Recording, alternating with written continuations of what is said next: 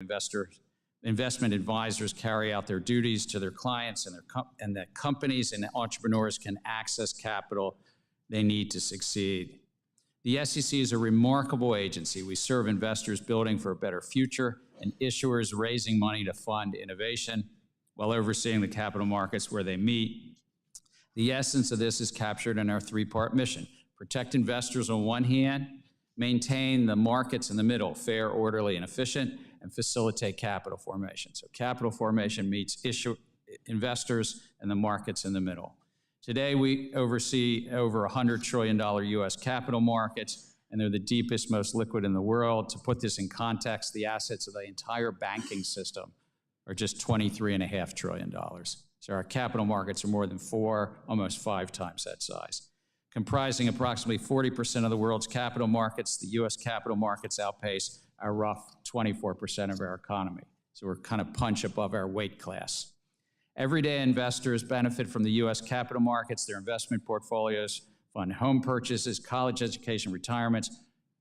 Approximately 58% of U.S. households own stocks directly or indirectly. American households representing nearly 121 million individual investors own registered funds. You know them as mutual funds and otherwise. Today, registered investment advisors advise 57 million clients. We're an agency that our appropriations from Congress are about $2.1 billion. We've been flat funded, as many agencies across government are. While we are appropriated, we do fund ourselves with fees on stock and other transactions, so we're deficit neutral. I'm proud to say that in 2023, the SEC staff rated us amongst the best places to work in the federal government. We ranked 3rd among mid-sized agencies. I thank you for the opportunity to testify. Our written testimony was joint among the 5 of us, so it didn't have as many adjectives or superlatives, but it did describe exactly sort of what we've done in the last 12 months, particularly the rules that we had adopted, proposed, or are being implemented. So I thank you, and I yield back. Gentleman yields back, and that is a representation of the opening statements for the 5 commissioners. We appreciate you yielding additional time back, and for the rest of the commissioners deferring. So we can get into questions. I'll now recognize myself for 5 minutes. Chair Gensler, in March, the Agriculture and Financial Services Committee sent you a letter about the regulatory treatment for Ether, the native token of the Ethereum blockchain. In the letter, we expressed concern the SEC is using different terms to describe digital assets. This includes crypto tokens, crypto security tokens, crypto asset securities, digital asset securities, and digital asset securities that are investment contracts. Does the SEC differentiate between crypto tokens and tokenized securities?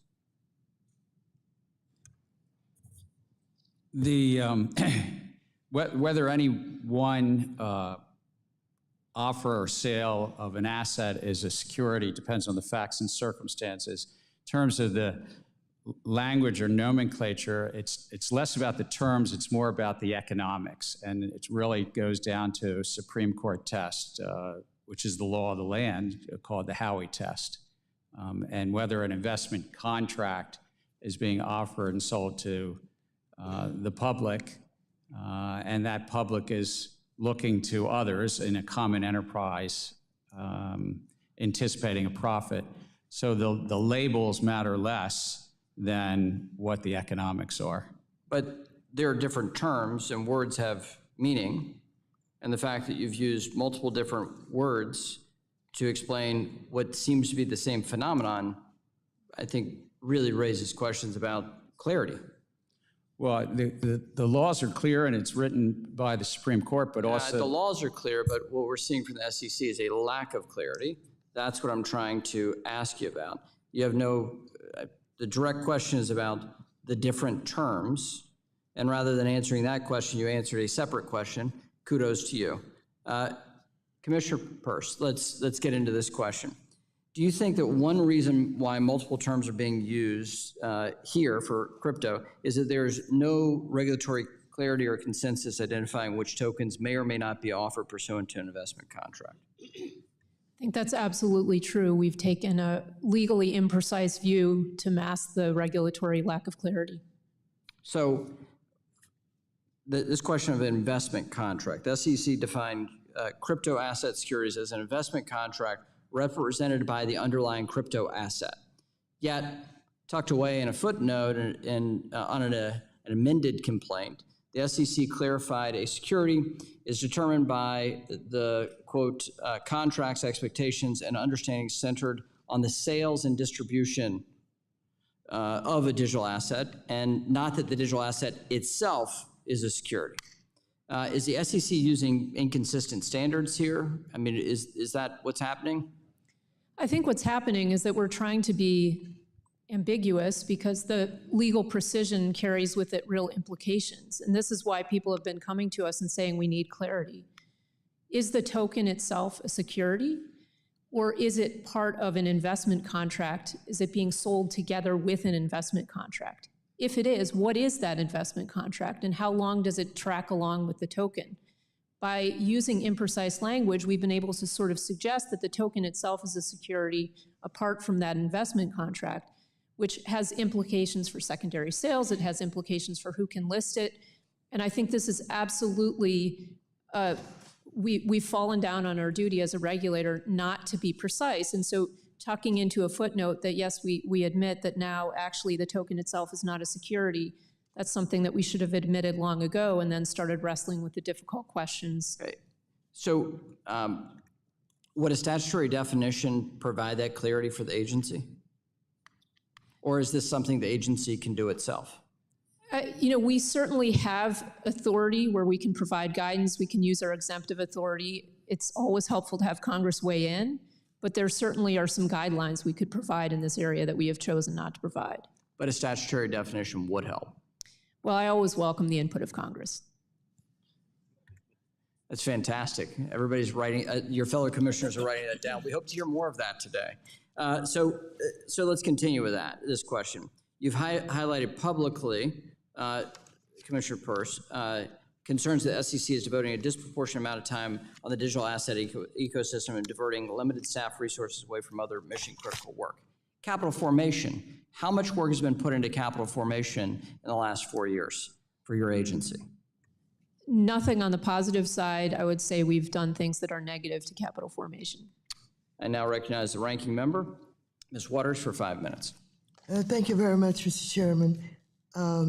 Chair Gensler, last Congress, our nation's capital markets saw huge price swings in so-called meme stocks like GameStop. As chairwoman, I convened 3 hearings, including one with the CEOs from Robinhood, Citadel, and hedge funds. We also heard from you. I later released a committee report detailing how gamification, payment for order flow, and weak oversight contributed to investors being fleeced. Following our hearings, our committee advanced several pieces of legislation to fix those problems, including my bill to finalize short selling rules and provide more clarity around hedge fund positions. You picked up where Congress left off and implemented some of these bills through rulemaking. Can you talk about the reforms you passed, as well as what additional market structure and market integrity reforms did the SEC work on? How would these reforms increase competition and reduce conflicts of interest? Thank you very much. I'd highlight 4 things that we've done. Just last week, actually, we unanimously adopted rules that had been put out to notice and comment about the market structure itself, promoting greater competition in that market, and in that case, relaxing a restriction in the market that now markets could quote in tighter increments, called half a penny rather than a full penny increment, and lowering the fees in the market. But earlier, we also proposed, adopted, and implemented shortening the settlement cycle. So now in America, if you sell your securities on a Monday, you get your cash on a Tuesday. You used to have to wait till Wednesday. And believe it or not, that matters to a lot of people to get that cash earlier. We also per Congress's mandate out of the Dodd-Frank Act, we adopted a rule on some disclosure around short selling. And we also adopted some rules with regard to disclosure to clients about the execution quality, the quality in the markets they get when they sell securities. So those are the 4 items that we've done. And I think it does promote greater competition to allow people to quote stocks in tighter increments. And I do think it also helps capital formation. If the markets are more efficient, it helps both sides of the market.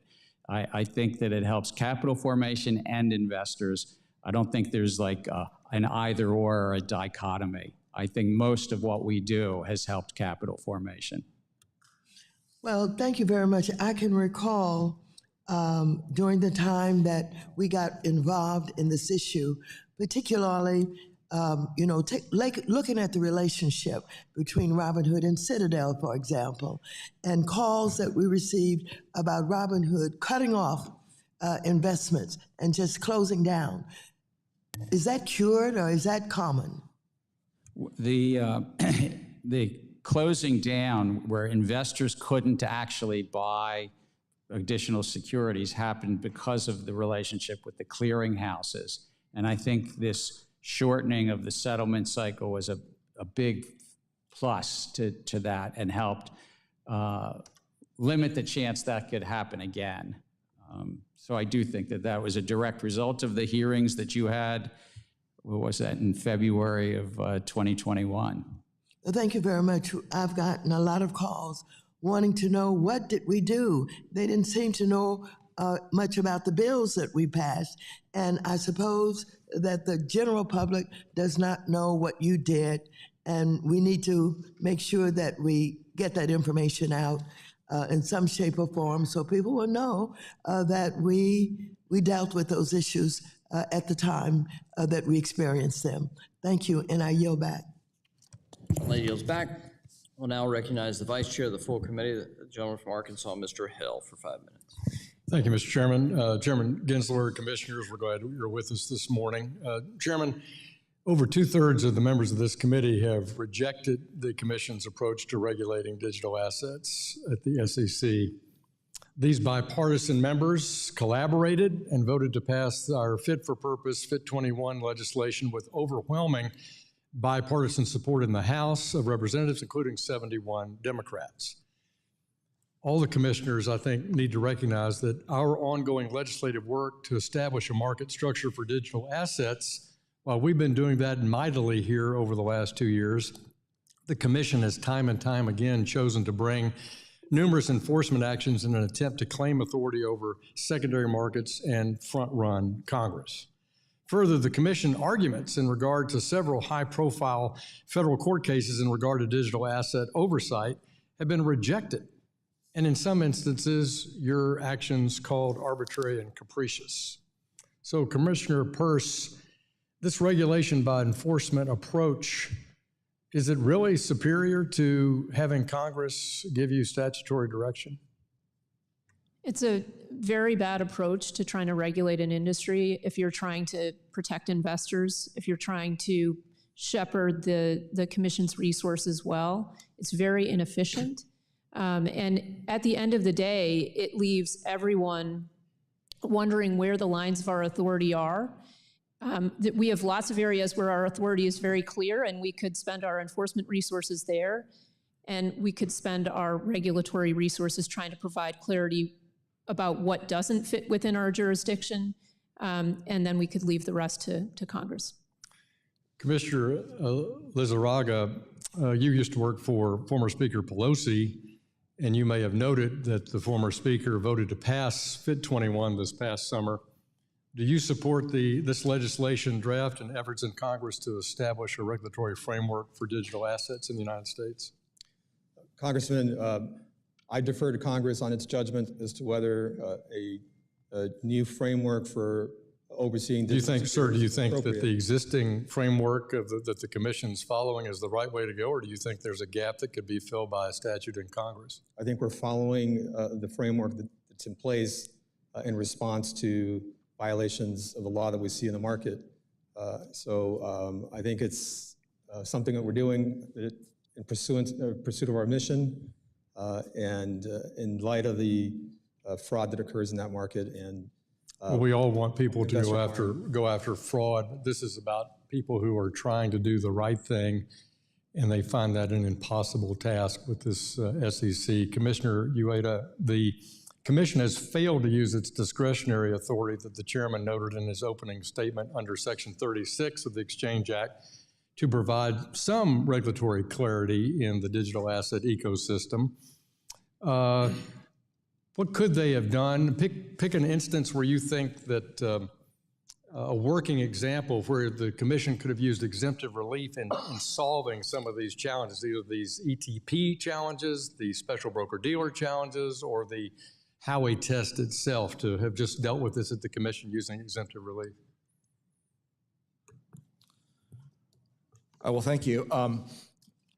The Commission has a wide range of existing tools that we could use to address the lack of clarity, whether it has to do with the status as a security, or whether it pertains to broker-dealers or exchanges or custodians of these types of digital assets. To my knowledge, I am the only commissioner in the history of the agency who's actually stood before a panel of judges in oral argument and articulated the Howey test after having filed a written brief with that court. One of the things, so the Howey test is an investment of money in a common enterprise with the expectation of profits from the efforts of others. That's from the Supreme Court. Numerous other circuit courts have elaborated what exactly that means. The Commission, for instance, I'll give you one example, could have articulated specifically in the context of crypto and digital assets how you apply this test as to whether or not it's an investment contract and therefore a security. We've done that before. For instance, to explain what fiduciary duty means under the Federal Investment Advisors Act. We have chosen not to go down that path. And right now, I've been with the Commission for 20 years, or for, 18 years. I've been a securities regulator for 20 years. We are now entering into our second decade of thinking about this issue. It first popped up on my Thank you, Commissioner. My time has expired. I yield back, Mr. Chairman. Gentleman yields back. We'll now recognize the gentlewoman from New York, Dr. Velasquez. Thank you, Mr. Chairman. Chair Gensler, as you know, Section 956 of the Dodd-Frank Act tasked you and 5 other agencies with promulgating a rule to ban executive pay that incentivizes inappropriate risk-taking at financial institutions. Even though the law gave the agencies an April 2011 deadline to promulgate a rule, we still don't have one. Since last year's banking crisis, Senator Van Hollen and I have written to you twice about this issue. 4 out of the 6 agencies have moved forward with a new proposal earlier this year, but the SEC and the Federal Reserve have not. Why did the SEC not move forward with the 4 agencies earlier this year? Thank you. I take the mandates of Congress very seriously. When I got into the job, there were still about 10 from the Dodd-Frank Act, including Section 956, not yet done. We've moved on, I think, all of the others, if I'm not mistaken. On this one, it has to be a joint rule, and once the Federal Reserve told us that, and they've told us at staff level, they've told us at the chair level, that they were not yet ready to move on it. I thought it was best just Sir, you said that you're taking this job seriously. It has been 14 years. I think. Do you think we deserve better? I think that the American public definitely deserve that we do this, and I'm supportive and have asked staff to work on it. But I understand the Federal Reserve is not willing at this time to move forward, so it was a matter of resources. On what timeline are you committed to implementing this rule? Jointly, as Congress has said, with 5 other agencies, when we will not slow the Federal Reserve down. We will be ready whenever they're ready. What progress, if any, has the SEC made this year to propose a rule? We've collaborated and talked to all of the other 5 agencies, and we can only actually propose something if joint And so we need the Federal Reserve. If they're ready, we'll be ready. Commissioner Lizárraga, do you think it's time for this rule to be promulgated? Yes, Congresswoman. I recently gave a speech outlining my views about the importance of advancing this important Dodd-Frank priority. It has been a long time. And why do you think the SEC and the Fed are stalling on this The issue? reality of joint rulemaking, I think, is part of it. It is complicated, and the other component to this. We all know that it's complicated, but it has been 14 years. I hear you, and the one thing I was going to add, though, is that the other agencies, unlike us, don't have to conduct economic analysis like we do, so that also adds another layer. By a show of hands, is there anyone who thinks this rule should not be implemented? Well, I will remind everyone that Dodd-Frank does not instruct the SEC or the other agencies to study the rule or inform Congress about whether they think the rule is a good idea. The law requires the covered agencies, including the SEC, to implement the rule regardless of whether or not they think it's necessary. And it's been 14 years. So I find it hard to believe that the rule is so overly complicated or needs so much analysis that it will take 14 years. As I have said before, I will continue to bring this rulemaking up at every opportunity until the rule is finalized. Chair Gensler, we continue to hear about the benefits of tokenization and have seen large asset managers like Franklin Templeton use blockchain to digitize their assets. The SEC has approved several of these products.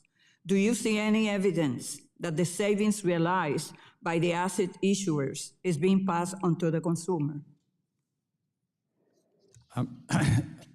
I'm not familiar enough with any one of the projects, but regardless of where somebody stores their ledger, if they tokenize security, an equity, a bond, or an investment contract, it's important to make sure that the investors and the investing public have the disclosures they need. But just putting something on a tokenization, on a blockchain ledger, doesn't change the economics. It's whether it's a good investment, and we stay merit neutral on that. I yield back. Thank you, Mr. Chairman. The gentleman from Oklahoma, Mr. Lucas, is now recognized for 5 minutes. Thank you, Mr. Chairman, and thank you, Chairman Gensler and the commissioners for appearing today. I'd like to begin by focusing on proposed Rule 10B-1 regarding security-based swaps positions. And Chairman Gensler, we've discussed this proposal before, and I appreciate your willingness to engage on this rule and to meet with stakeholders. I know you're familiar with the bipartisan feedback concerning market liquidity. Chairman, would you first briefly touch on if the commission is still taking the bipartisan feedback into consideration? And I'd also appreciate it if Commissioner Peirce would offer insight on that as well. But first you, Commissioner. Yes, and your feedback was very helpful because you helped write this provision in the original bill, and I remember it because we worked together on some of that legislation. So while a comment period closed months ago, if feedback comes in, just like this discussion here, we continue to consult and consider that in this. This is about whether in securities-based swaps, there's some reporting or transparency for the larger positions to the agency, and secondly, whether there's any public reporting of that. And there was a lot of comments in the comment file to maybe look to just have the reporting to the agency and not have it public, but we're still considering that record. Commissioner Peirce. I mean, I think this project is pretty typical of a lot of rulemaking projects at the SEC. We go out with something really broad and very onerous and lacking the data to form the basis for it. And then we get comment back saying, hey, this is unworkable. It's going to have really adverse unintended consequences. And we pull back. And so we're thinking about it now, and I don't know where we'll come out. But I will say if we get it wrong, then we really risk roiling the markets. And so I hope we will take that consideration into account. The SEC recently made significant reforms to Treasury clearing, which plays a vital role for financial markets in the U.S. economy. Market participants have expressed the need to extend those timelines for implementation to be successful. Chairman Gensler, has there been consideration given to adjusting this timeline? We worked very closely with the U.S. Department of Treasury and the Federal Reserve on what was, when we adopted this, about a 2.5-year timeline. This is a vital market to the U.S. taxpayers, a $28 trillion Treasury market, and it's really to bring greater efficiency, meaning lowering the cost, and lowering the risk, resiliency through central clearing. The first timeline is on track right now in March of next year for what's called customer clearing. The ultimate timelines go all the way through June of 2026. Commissioner Peirce, could you offer your perspective on Treasury clearing timeline? So I didn't support the rule because I thought we could have taken a more measured approach, but now that the rule's in place, I'm committed to as sound implementation as possible, and I think we should be open to the idea of extending the timelines, and also we should be working closely with industry and other regulators to make sure we're getting this right. I've called for setting up a task force to really throw ourselves into the implementation process, and then that will put us in a place to know whether we need to extend timelines. As many of my colleagues have discussed during the past several years, the volume and scope of the SEC rulemakings have been of concern. The two examples, the custody rule and the predictive data analytics rule, both presented major challenges to the market and both seem to require major revisions to address the unintended consequences. Commissioner Udea, could you discuss how the Commission could better catch these unintended consequences before reaching the proposal stage? One common tool, which we have not used in recent times, is to hold roundtables and other fact-finding type activities that would lay a better predicate before we issue an actual proposal. That is one of the challenges, I think, and concerns I've had about our current proposals, is they are so broad and so wide. We have the proposal itself, but many times we'll have dozens, if not scores, of permutations and combinations on that. When you have multiple rulemakings all at the same time on different subjects that affect the same entities, it's really hard for them to give us thoughtful feedback on that. So this is one where it's a bit like, I think the saying in construction, measure twice, cut once. We should think about doing the same thing with proposals. Thank you, Commissioner Udea. Yield back, Mr. Chairman. Gentleman yields back. We'll now recognize the gentleman from Missouri, Mr. Cleaver, for 5 minutes. Thank you, Mr. Chairman. Mr. Chairman, well, all of the guests here today, some of you may have been told when you were kids that paranoia is bad, and that we need to avoid that, it's just stuff going on in our heads. But I learned when I was a kid that bad stuff does happen that you thought about, and so therefore I reject any attempt to convince me that I should not be paranoid about AI. It is a major concern, and I don't know if any of you saw that movie called iRobot. It ought to be required reading for everybody with the SEC and our financial agencies. If you look at the movie again, you probably missed it the first time, but if you look at it now, you're going to find out that all those robots were white. And I was thinking, Will Smith should have gotten a couple of black and brown robots, but that's just my paranoia. I know that you have been somewhat concerned, Mr. Chairman, and I agree. I think I agree with what you were trying to say in an article, that if we are not intentional with rulemaking, we could set ourselves up where powerful AI systems could dominate human decision-making. What should we be doing as it relates to AI?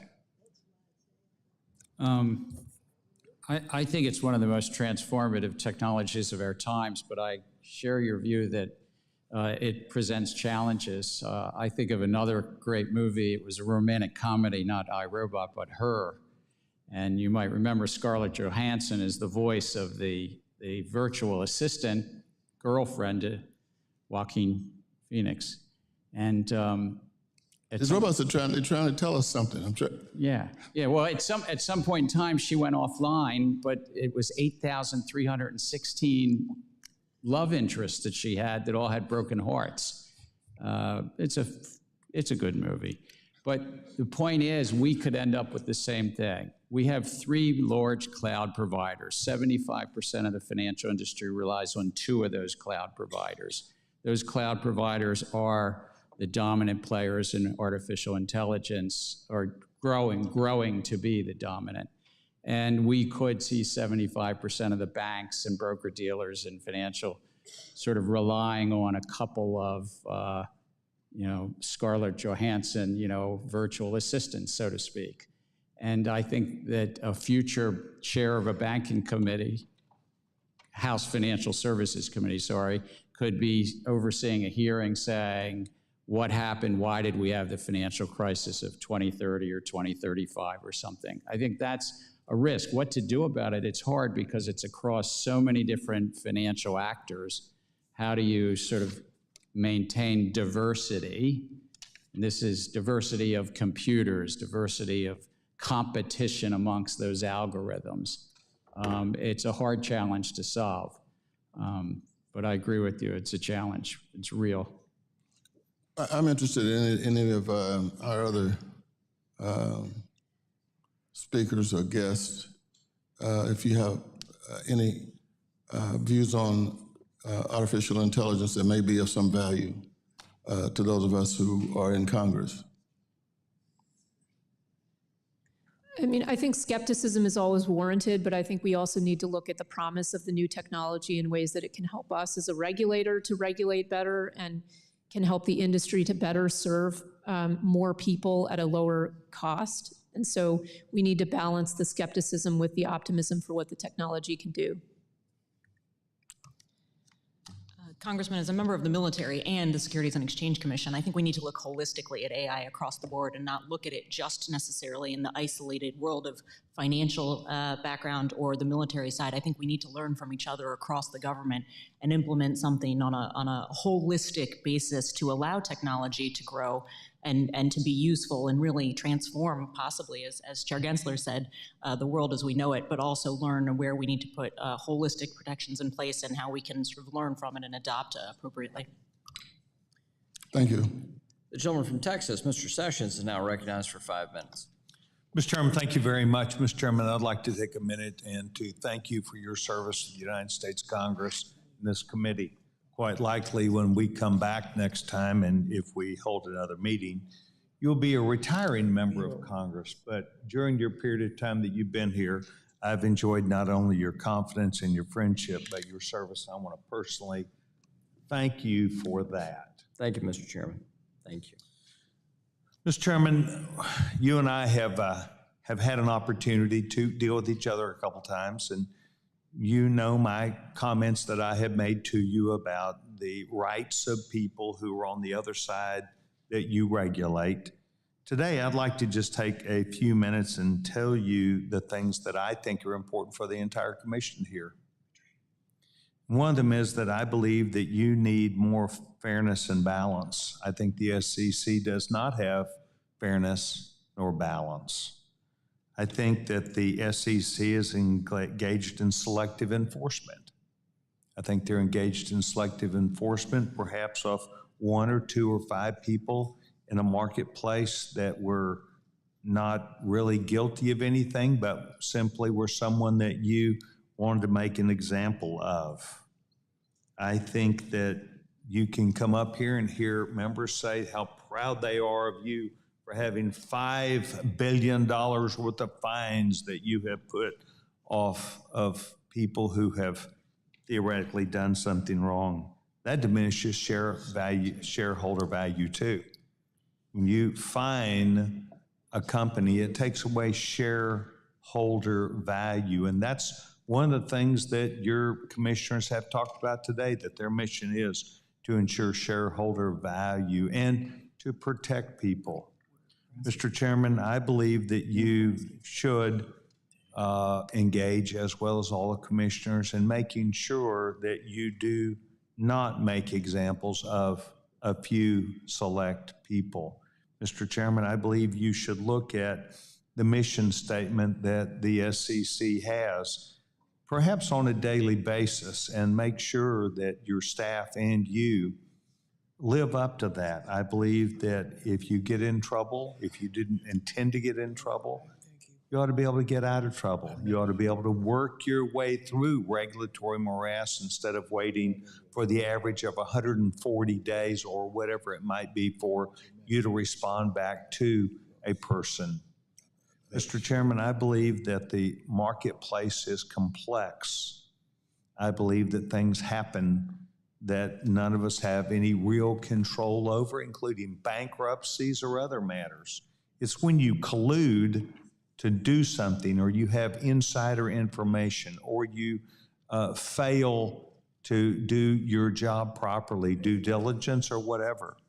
But I can give you examples where the SEC is causing individual agents in the marketplace who also lost money in certain assets, and the SEC came after them and had them spend $500,000 of legal counsel to defend themselves against something they, nor they alone, were engaged in, but it was selective enforcement.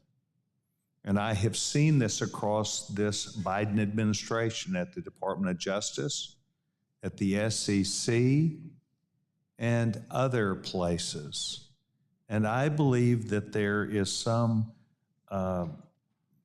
demand put on you, or something that you're doing to cause actions that are neither fair nor balanced.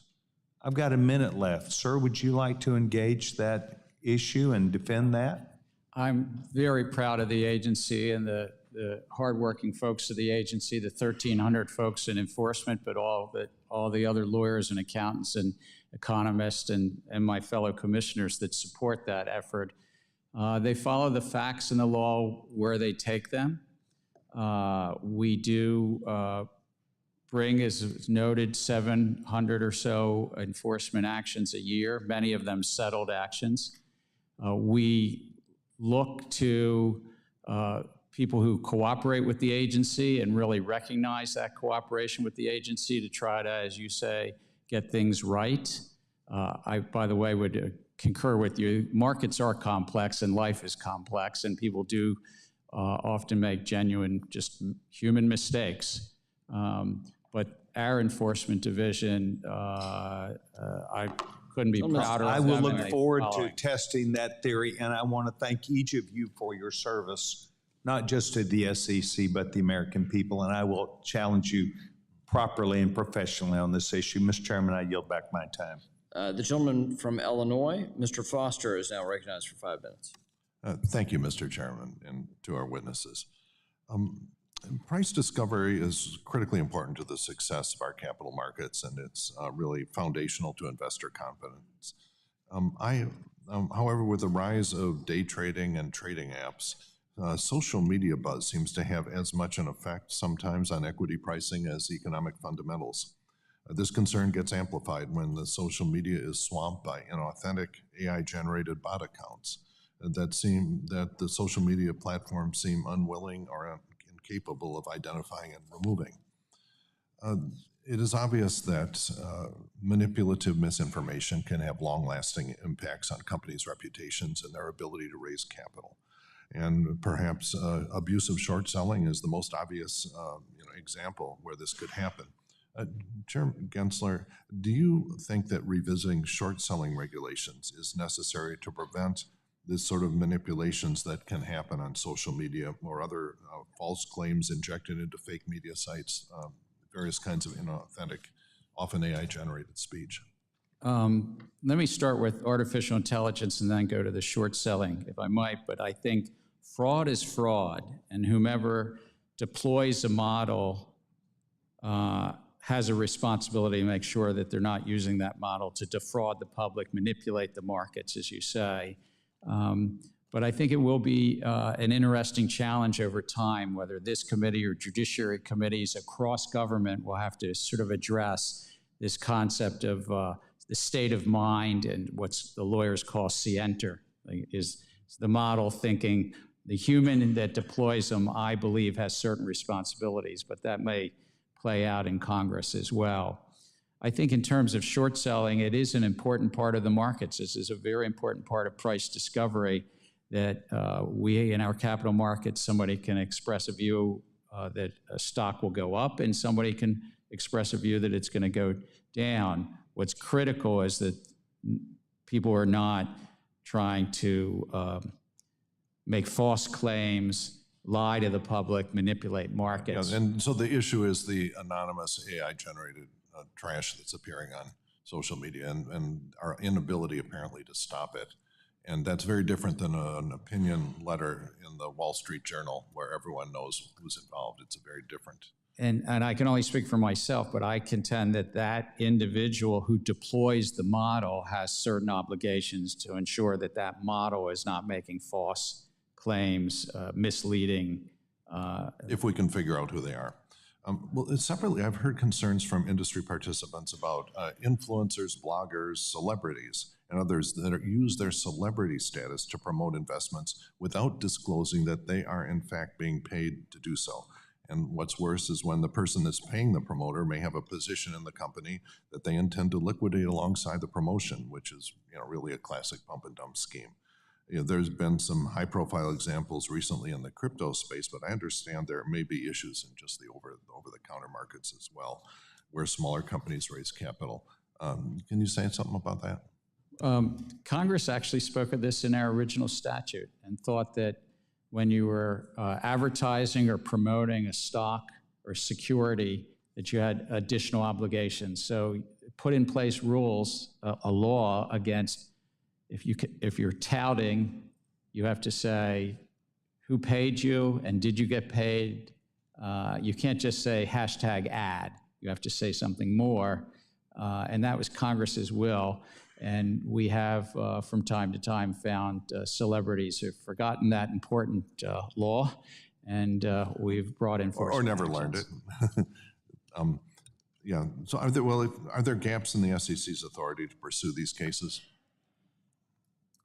I would say I think the laws are strong. I mean, it's always gaps in resources, and we get on average a year 40 to 50,000 tips, complaints, and referrals. That's 4,000 a month or so, and we have to prioritize those tips and complaints and referrals. Okay, and let's see, I've got about half a minute here.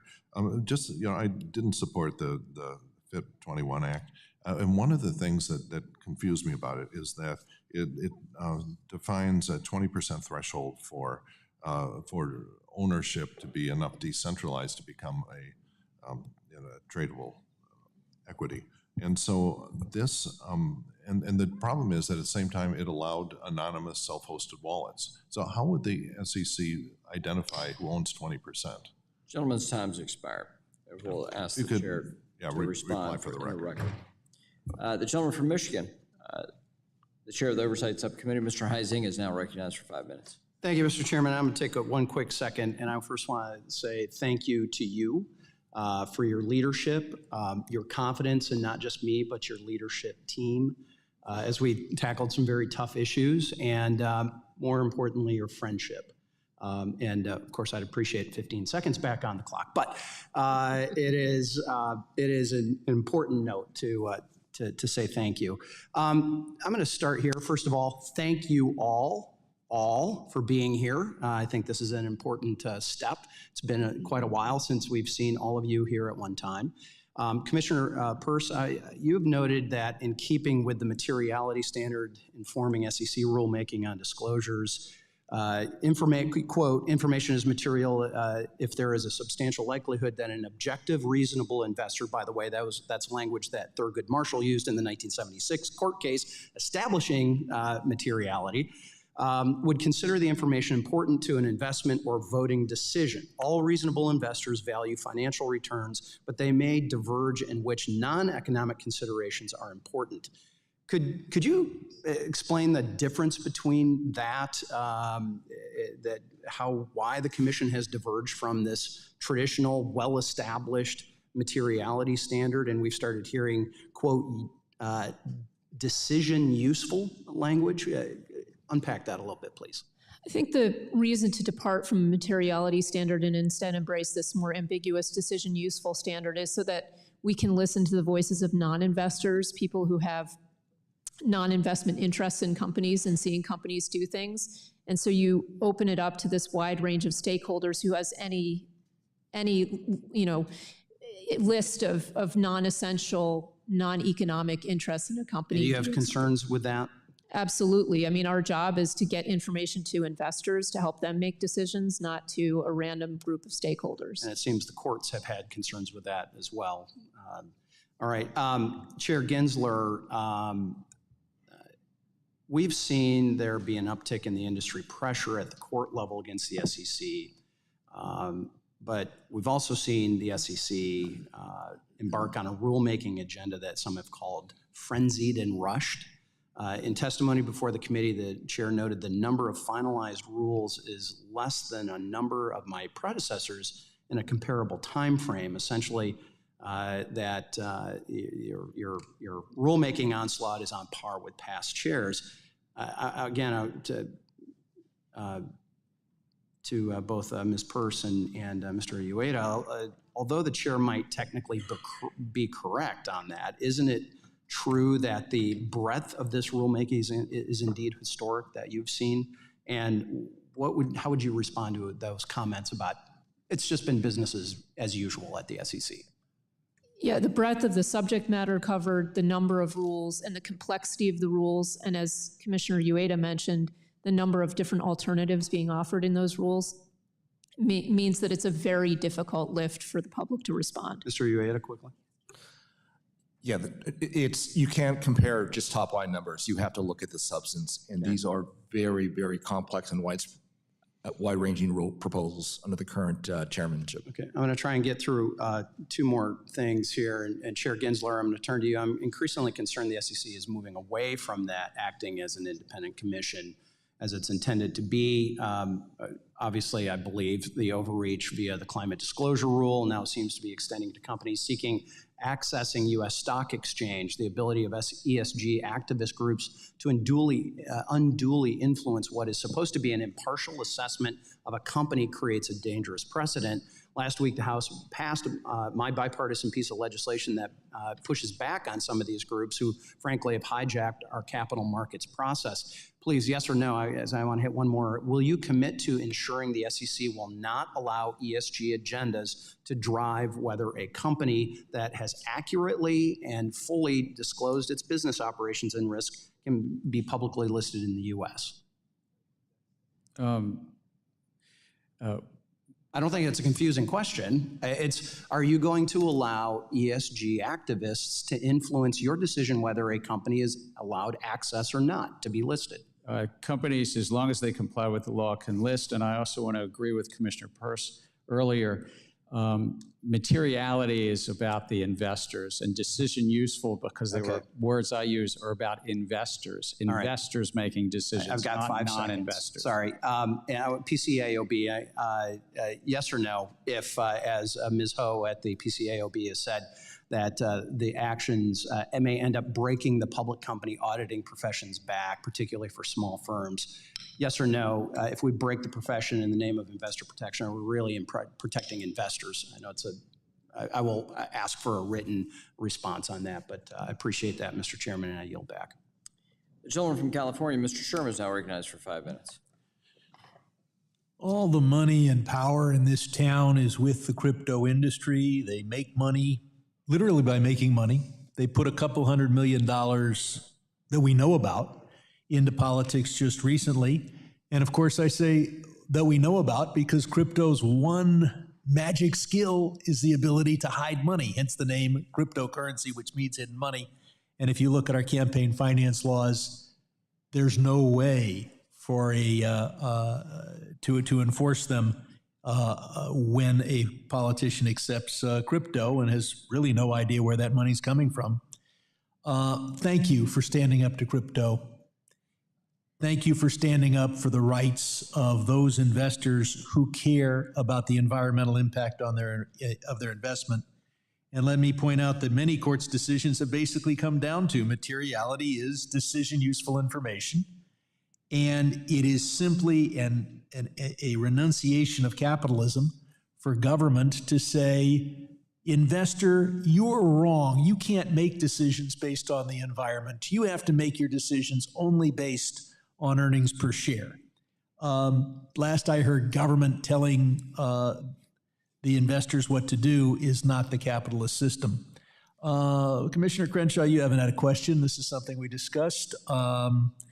And it particularly concerns me about the crypto industry.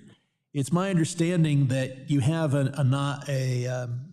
ethics rules so that if you leave the commission, you can't lobby the commission for the people who are paying you for another 2 years. Now, we know crypto is trying to influence Congress, but there are hundreds of us. It's very inefficient. There are only 5 of you, and frankly, they don't really want to influence us. We want to influence you. It's my understanding that crypto is free to offer any one of you a $5 million a year, 5-year contract, so long as in the first 2 years you're not going to be lobbying the commission. Do I have that right? Is that the rule? Or I'm not suggesting any career changes here, but are the rules so loose that any commissioner could take a $5 million a year contract from crypto? I believe they could take a job at a crypto entity, and there are ethics restrictions in place. And the ethics restrictions don't differentiate between a $250,000 a year job and a $50 million a year job. I don't believe so. Well, maybe you'd want to propose at least some limits on what those jobs could do. I'm concerned, Chair Gensler, about Webull and others who might have investor information in China.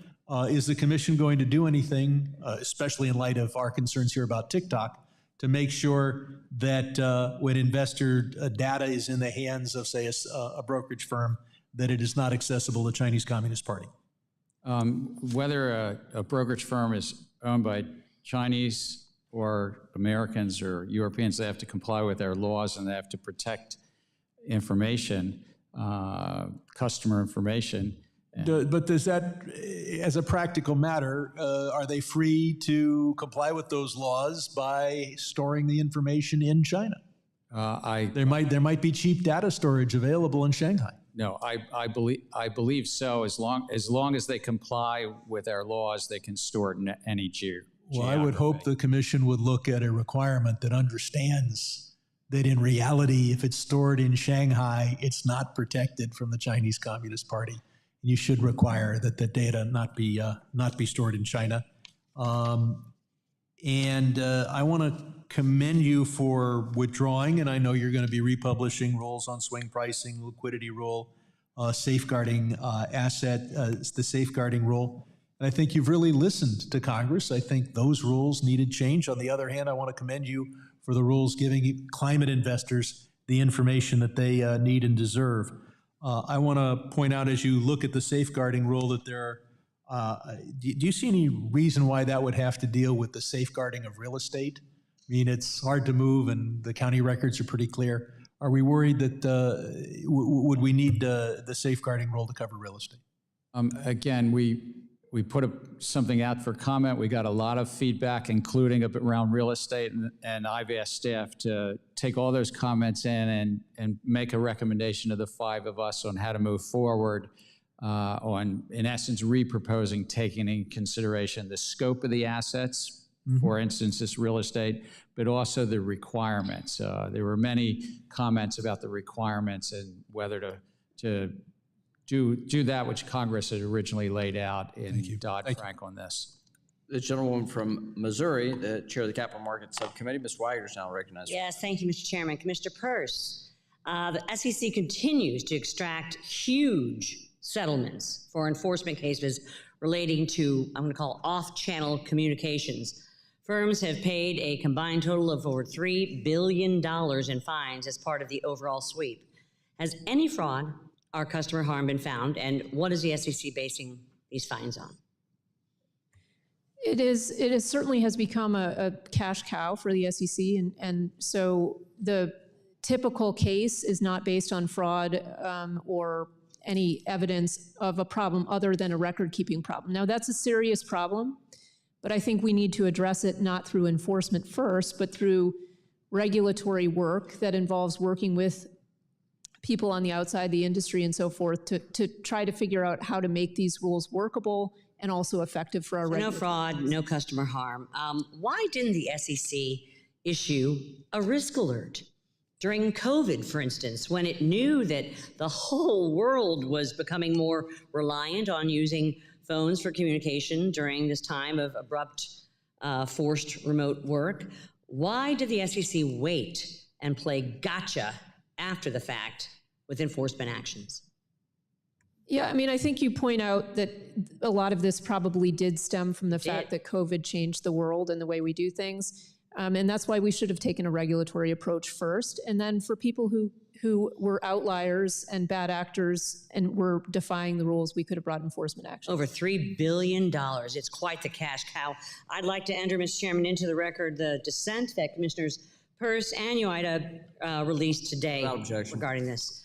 Commissioner Ueda, pardon me, retail investors are statutorily allowed to invest in private investments, including private funds via closed-end funds, which are subject to important protections under the Investment Company Act. However, SEC staff, through informal guidance, whatever that is, and not rulemaking, has prohibited a closed-end fund from investing more than 15% of its net assets in privately offered funds, unless the closed-end fund's shares are available only to accredited investors. Private funds have grown enormously in number and variety, sir, in the past 2 decades, but ordinary investors are unable to invest in them. That's why I sponsored bipartisan legislation, along with Representative Meeks, the Increasing Investor Opportunities Act, to overturn the informal SEC staff position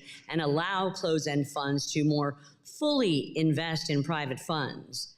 Earlier this year, this important legislation passed the House with significant bipartisan support. Why has the SEC permitted its staff to deny everyday ordinary retail investors the same opportunities for investment returns from alternative asset classes enjoyed by affluent investors? I find the position taken by the staff to be frustrating. Those staff positions are under the control of not the commission, but whoever serves as chairman. One thing we've learned is that diversification matters, particularly for retirement investors. Yes. For 2.5 years, I was a state securities regulator. Therefore, I'm a member of CalPERS. My portfolio at CalPERS looks very different with its allocation to private equity, venture capital, and private credit than I can ever obtain as an ordinary worker trying to seek to save money through an IRA or a 401k plan. So you're obviously concerned about the SEC staff position? I'm sorry. You're concerned about this SEC Yes, I staff am. position. And should retail investors have access to these investments through regulated products such as closed-end funds? I think we need to provide those opportunities to retail investors, yes. Yes, not just the rich and affluent. There's bipartisan approach to the SEC swing pricing proposal. We've heard a little bit about it. Industry commenters have claimed that the proposal is both unworkable and harmful for retail investors. And even the Consumer Federation of America opposes the proposal. Let me just say, Chair Gensler, did you still intend, because I'm not clear on this, to advance this swing pricing rule in the face of overwhelming opposition? Sir. We got a lot of comments, as you mentioned, about the challenges of that rule. Also, I want to note that the banking regulators oversee about $6 trillion of collective investment trusts. And what we've said, and what I've said is until we see what the bank regulators do, I think All right, we so should still not put a clear. hold on this. I would say to Mr. Sherman and others that oppose it greatly, along with two of your commissioners, a reproposal cure has got fatal flaws too. So I yield back, Mr. Chairman, as my time has expired. The gentleman from Massachusetts, Mr. Lynch, is now recognized for 5 minutes. Thank you, Mr. Chairman. Very quickly, I understand, Mr. Chairman, this could be one of your last hearings as a member of this esteemed body. And I just want to say that while we spend most of our time arguing, I still regard you as a good and decent man, and I'm pleased to have served with you. I also have to confess that there are a handful of your Republican colleagues that I wish would leave Congress. However, you are not among them. You are not among them. So thank you for your service Thank you, my friend. to Congress. Really appreciate it. Chairman Gensler, Mr. Larinaga, good to see you again. Welcome back. Welcome back. Mr. Chairman, so on September 3rd, 2024, let me shift over here. The FBI issued an alert warning the crypto industry that North Korea is, quote, conducting highly tailored, difficult to detect social engineering campaigns against employees of decentralized finance, DeFi, cryptocurrency, and other businesses to deploy malware and steal cryptocurrency. The alert specifically noted that North Korea has, quote, conducted research on a variety of targets connected to cryptocurrency exchange-traded funds, which suggests ETFs may be a target of North Korea soon. So North Korea, as you well know, is a serious threat to the United States, and I know you've done an awful lot of work on the crypto ETFs, and I know you're aware that the vast majority of the hundreds of billions of dollars worth of funds in these ETFs are held in custody at a single entity. And just the structure of this, doesn't this put investors' funds, unlike the traditional financial system, doesn't this put investors' funds at serious risk if there is a breach, a cybersecurity incident? It is one of the sort of structural challenges with crypto itself, that it's stored on this irrevocable ledger, that if somebody takes a hack and is able to take it, and so the concentration could be a risk, and that's why competition is good as well. I know there's other service providers that are looking to provide that service to custody that crypto as well. It's ironic that, this is supposed to be a decentralized system, but we have this concentration that introduces so much risk in the system. No, it is most definitely. Finance tends towards concentration, but crypto field is not immune to that. There's quite a bit of concentration. That FBI alert that went out also noted was attached to a whole report that talked about $4 or $5 billion of investor harm that had happened just in the last year as well. Right. The other piece of this related to that is the way the stack works. So you've spoken before about the risks of the vertical integration of crypto, where we have, for example, you get a single entity should not be acting simultaneously as an exchange, then a broker and a dealer and a custodian, because that puts customer funds at risk and presents conflicts of interest as well, as we saw with FTX. Can you talk about that? Can you talk about why these are concerns, and do you take issue with the proposed market structure legislation under FIT 21 that's been introduced, and what changes you might suggest? Look, I think one of the hallmarks of our capital markets have been that stock exchanges are separate from broker-dealers, that they each make money, they each have an important role, but that conflict is not mixed. We wouldn't have the New York Stock Exchange actually operating a hedge fund, operating the dealers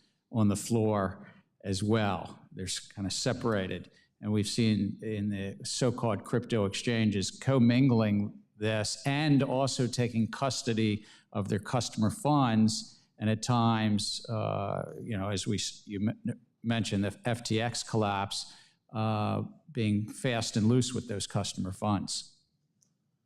Yeah, what I worry about is it seems to be that the crypto industry and then Fit 21 has proposed, because this is, digitized and we're going to put this on a blockchain, that we can sidestep all of the regulations that we've adopted here for the traditional finance industry. I think that the time-tested protections are really important. I would also say court after court has actually spoken, it's to an earlier point if I can, that this Howey standard is actually quite clear. One court said Howey provides clearly expressed test for determining what constitutes an investment contract. Another court said the SEC based its claim on straightforward application of a venerable Supreme Court precedent. I could go on and read quote after quote from cases in the crypto field. Well, thank you. Thank you for your courtesy, Mr. Chairman, and I yield back. Thank you. We'll now recognize the gentleman from Kentucky, Mr. Barr, for 5 minutes. Thank you, Mr. Chairman. Chair Gensler, you say Howey is clear, but let me tell you what's not clear. What's not clear is what the rules of the road are if you're in the crypto business. Over the past several years, the SEC has brought approximately 150 enforcement actions related to the digital asset ecosystem. In 2023 alone, the SEC brought nearly 50, up from 53% from 2022. Let me read a description of what your agency is doing to one particular company, Coinbase. Today's Wells notice does not provide a lot of information for us to respond to. The SEC staff told us that they have identified potential violations of securities law, but little more. We asked the SEC specifically to identify which assets on our platforms they believe may be securities, and they declined to do so. Today's Wells notice also comes after Coinbase provided multiple proposals to the SEC about registration over the course of months, all of which the SEC ultimately refused to respond to. So Coinbase repeatedly, 30 times, tried to come in and register with the SEC, and the SEC refused to respond. They then submitted a petition for a rulemaking, which was rebuked, which was completely ignored. Then the SEC identified potential violations in a Wells notice, but refused to identify what those were. Howey, in your mind, is very clear. What participants in the crypto space are telling us is that this is totally unclear. Commissioner Peirce, is this moving target, is this lawlessness by the commission conducive to investor protection? No, it's not. Chair Gensler, I think we need not only Fit 21, but we need an SEC that actually establishes rules so that everybody knows what they are and enforces those rules instead of making everything a moving target and refusing to respond to requests from investors and providers of crypto assets what those rules are. But I want to move to another question really quickly. Over and over again, your administrative actions have been invalidated by the courts. And we've seen it in the proxy advisory rule, the private funds disclosure rule, the debt box example, the stock buyback rule, Grayscale, Ripple. Over and over and over and over again, your administrative actions have been struck down in federal court. Commissioner Peirce, what does this say about the legitimacy and reputation of the SEC when the agency is constantly losing in federal court?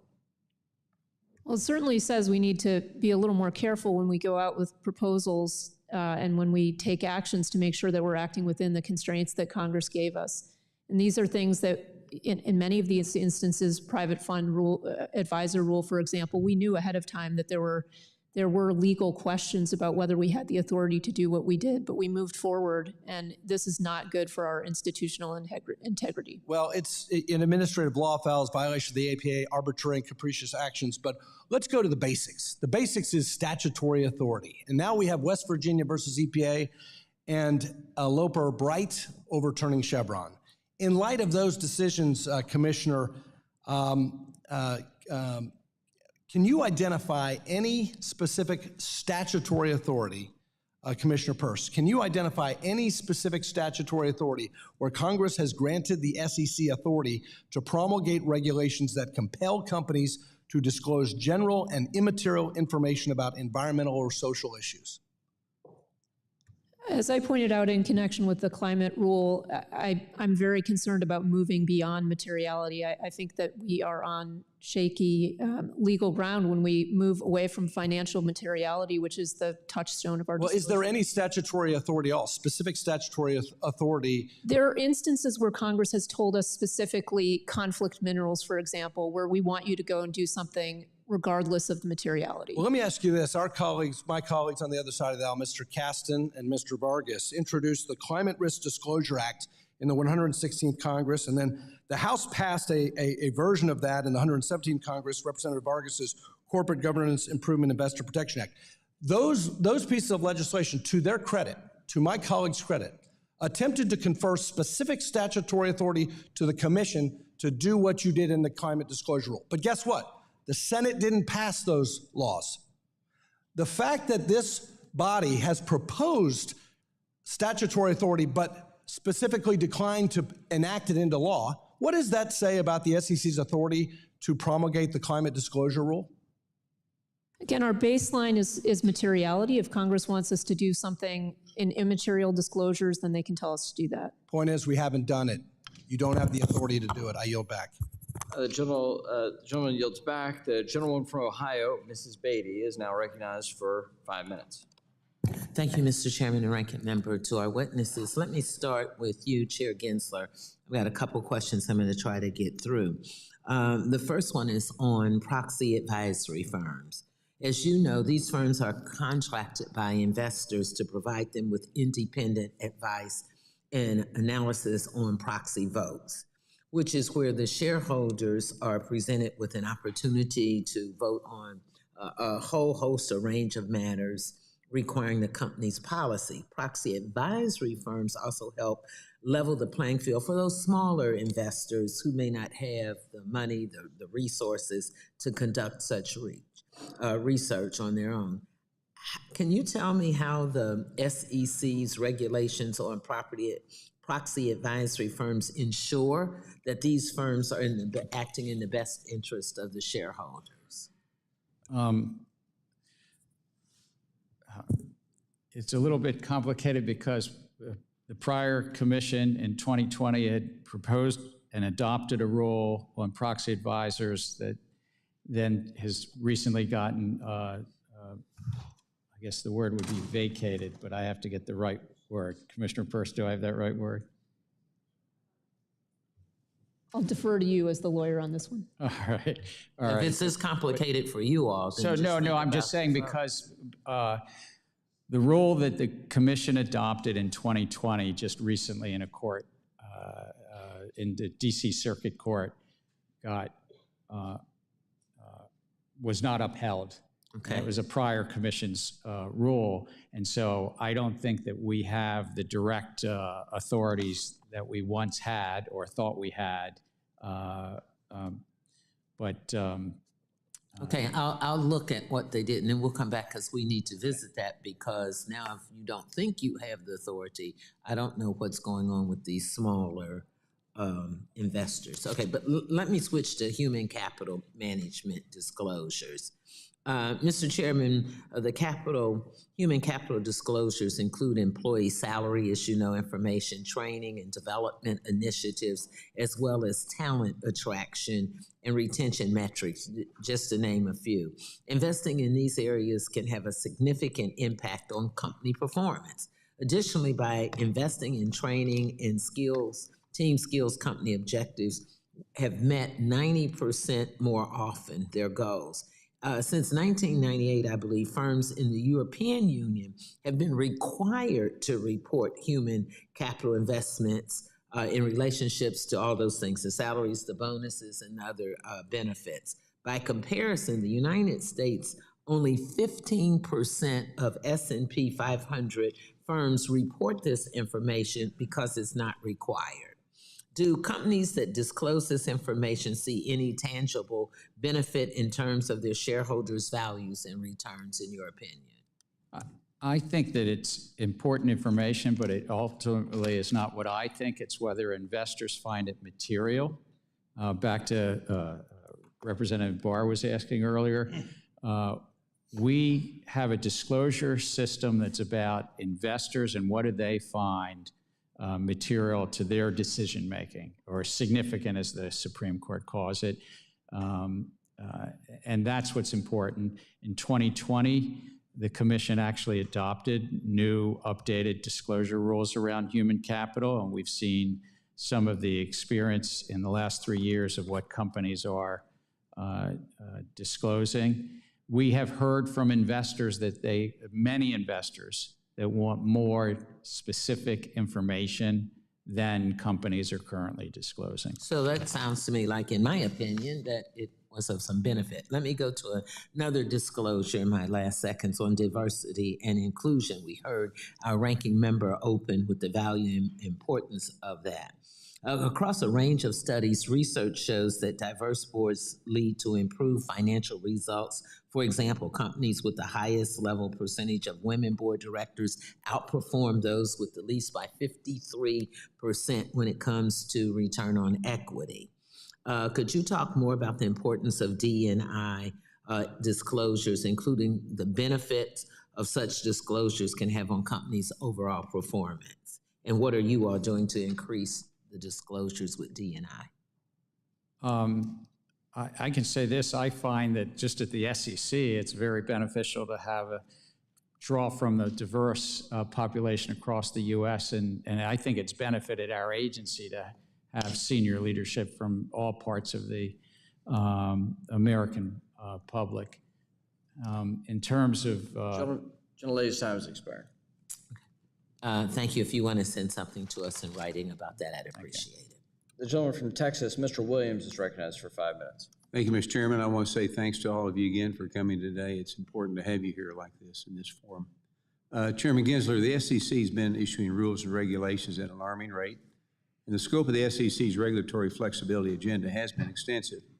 This has raised concerns across the financial service industry, particularly due to overlapping implementation dates, rule requirements, and compliance periods, which has created uncertainty about how these regulations will intersect and impact one another.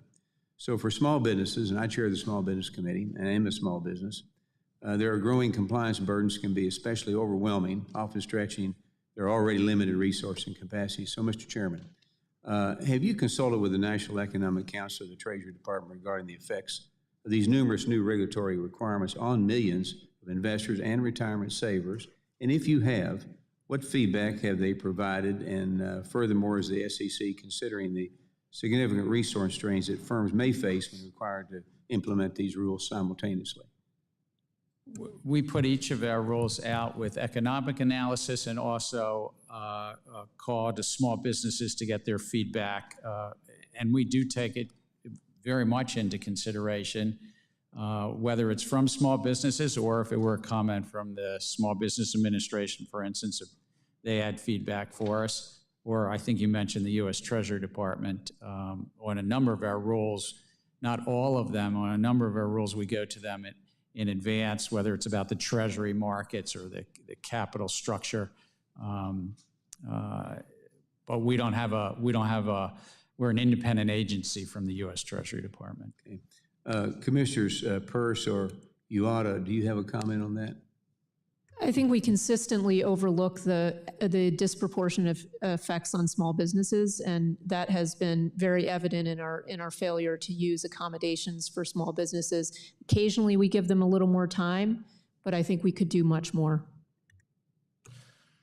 I agree. There is a disproportionate impact on small businesses, and in some cases, there are loopholes that allow us to not consider the effects.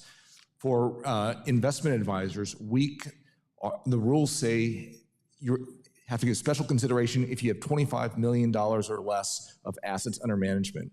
Well, as it stands today, you need to have at least $100 million of assets under management just to register with the SEC. So we conveniently take the position that we don't need to analyze the effects on smaller investment advisors because we don't have them registered with the SEC under this $100 million threshold. All right, thank you. In recent years, the expense of entering U.S. public markets has skyrocketed, which the cost of doubling since the 1990s, and consequently the number of publicly traded companies has plummeted, with many choosing against initial public offerings. So this reduction in IPO activity has diminished investment opportunities and slowed both growth and innovation. Although the SEC tasked with the fostering capital formation, its current regulatory efforts have centered on expanding complex and expensive disclosure requirements rather than tackling the obstacles that companies face in going public. So with over 68 regulatory actions on the agenda, not one directly addresses capital formation, which is key to market accessibility, and instead, the emphasis on more stringent regulations has made U.S. markets less appealing, so further discouraging companies from coming here, particularly small businesses, and from entering the public sector. So Commissioner Peirce, how has the SEC's focus on increasing regulatory and disclosure obligations rather than facilitating capital formation contributed to the decline of the IPO activity and the reduction in the number of U.S. publicly traded companies? You're raising such an important issue because if companies don't go public early in their lives, retail investors have a very difficult time getting access to them. There are many reasons, but regulatory burdens are one, and all we're doing is adding to that list of requirements for public companies. We're not thinking about right-sizing it, and so it is a real problem. That's why we're not seeing, one of the reasons we're not seeing companies go public. In limited time, another failure of the SEC's under Chairman Gensler has been the inadequate consideration of opposing viewpoints in the agency's regulatory agenda.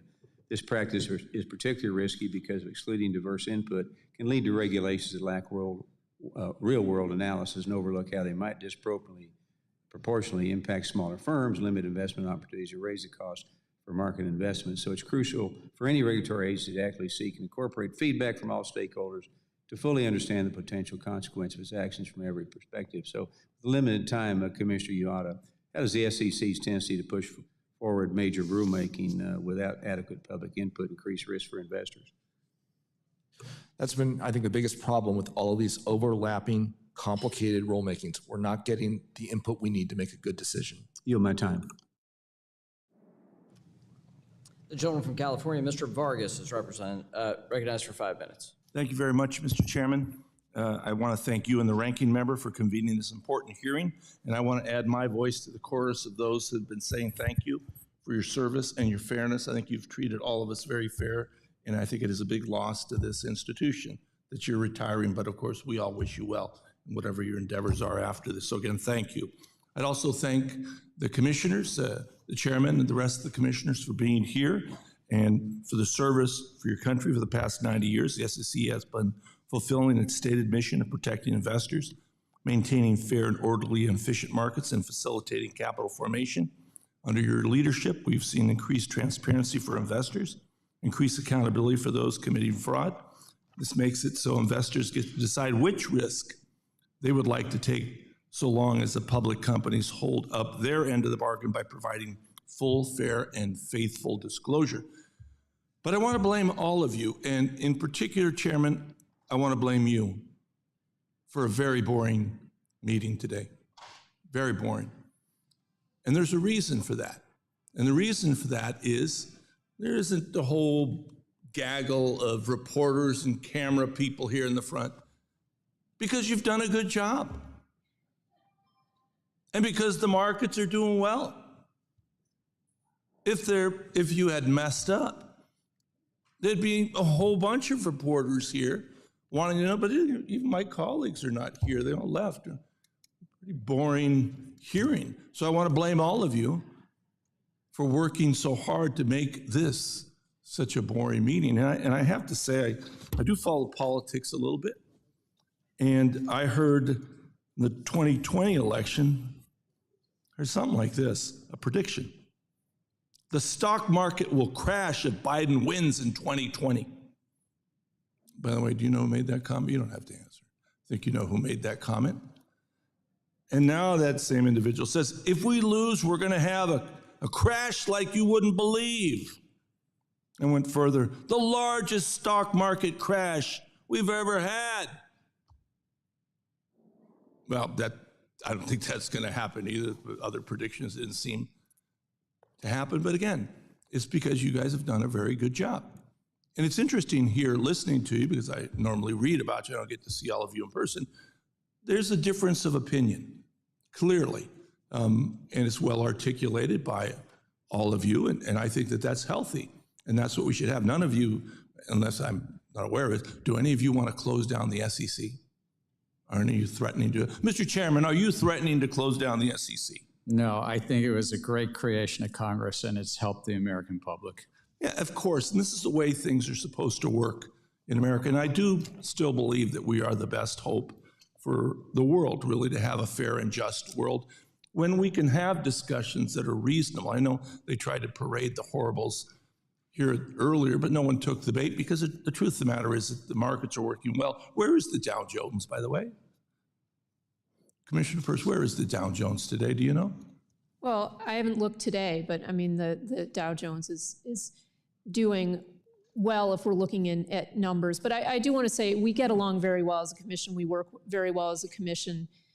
We can't measure the success of the agency by where the stock market is, but I think we do have tremendous capital markets in the U.S., and we really need to preserve them, and that's what we're all fighting to do. And I think you do it very well. You're eminently brilliant, as are the rest of your commissioners, and I think you guys do a good job. I do want to get, I needed to say that because, again, like I say, my colleagues try to figure out, how to make things sound bad, but the truth is the economy is doing pretty well, especially after going through a pandemic, especially after all of the problems that we've had in the world with conflicts. The United States has been doing very well. I do want to talk, though, about environment, because I do think that the rule that you've adopted is a very good one, but you didn't go far enough. And we have difference of opinions. Did you have the authority to do that, Mr. Chairman? To promulgate and ultimately adopt the rule that you had? I very much do think so. I think it was grounded in materiality, very much grounded in materiality to investors, not to others, solely to investors. And I want to augment something a fellow commissioner said. I think we all five do get on pretty well. We have policy differences, but that's by design. Congress wanted this to be a robust policy debate. And I've chaired a multi-member commission twice now, and I really do believe in the give and take that we have. And my time is about up. So again, I'd just like to thank all of you for your service. Thank you. Thank you, Mr. Chairman. I yield back. Thank you. And now we'll recognize the gentleman from Minnesota, the whip, the Republican whip, Mr. Emmer, for 5 minutes. Thank you. Chair Gensler, leadership comes from the top, correct? Leadership comes from a lot of things, but the top matters a lot. It's yes. The answer is yes, sir. But under your leadership at the SEC, it appears that you expect political allegiance, not just from the political appointees, but also from the civil servants you hired. Isn't that correct? That is not correct, sir. Well, sir, that's yet another deliberate distortion of the truth. The House has obtained emails between you and your now Director of Training and Markets. He interviewed with you and then sent you a follow-up email reassuring you, sir, that he aligned with your political views. So that to me seems like you expect political allegiance from the people that you hire as civil servants at the SEC. The way you hire and the culture you require encourages your staff to have loyalty to you above the law and above the mission of the SEC. Which brings us to the debt box case in Utah, where your attorneys, who no doubt heard your anti-crypto rhetoric, which is not based in law, went out and deliberately lied to a court in order to effectuate the commands from their chair to prosecute crypto companies. Chair Gensler, do you know of any other time in history where the SEC has been sanctioned by a court for material misrepresentation? First, if I might say, when we hire folks, we hire them. Reclaiming my time, sir. The answer to that question is no, it has never happened. But let me ask you another one. Does the fact that we're talking about this today even slightly embarrass you? Look, the matters in that case were not well handled, and we've said that to the court. Reclaiming my time again. The debt box case should absolutely be embarrassing to you, sir. And just to be clear, the SEC had to pay with taxpayer dollars nearly $2 million in legal fees for this material misrepresentation, for this lie. You are aware of that, I'm sure. Is the debt box case the reason that why the SEC's head of crypto asset and cyber unit resigned in June, sir? No, they went to take another job. Okay, so no one in a senior level position here in Washington, D.C. has been held responsible for this complete abuse of taxpayer dollars. The SEC broke the law, your attorneys lied to the court, and no one in your leadership here in DC has been held accountable. That tracks. Seems like business as usual here in Washington. Okay, switching gears very quickly. It's been recently reported that Vice President Harris has finally said she'd craft clear rules of the road for the digital asset space if she becomes president.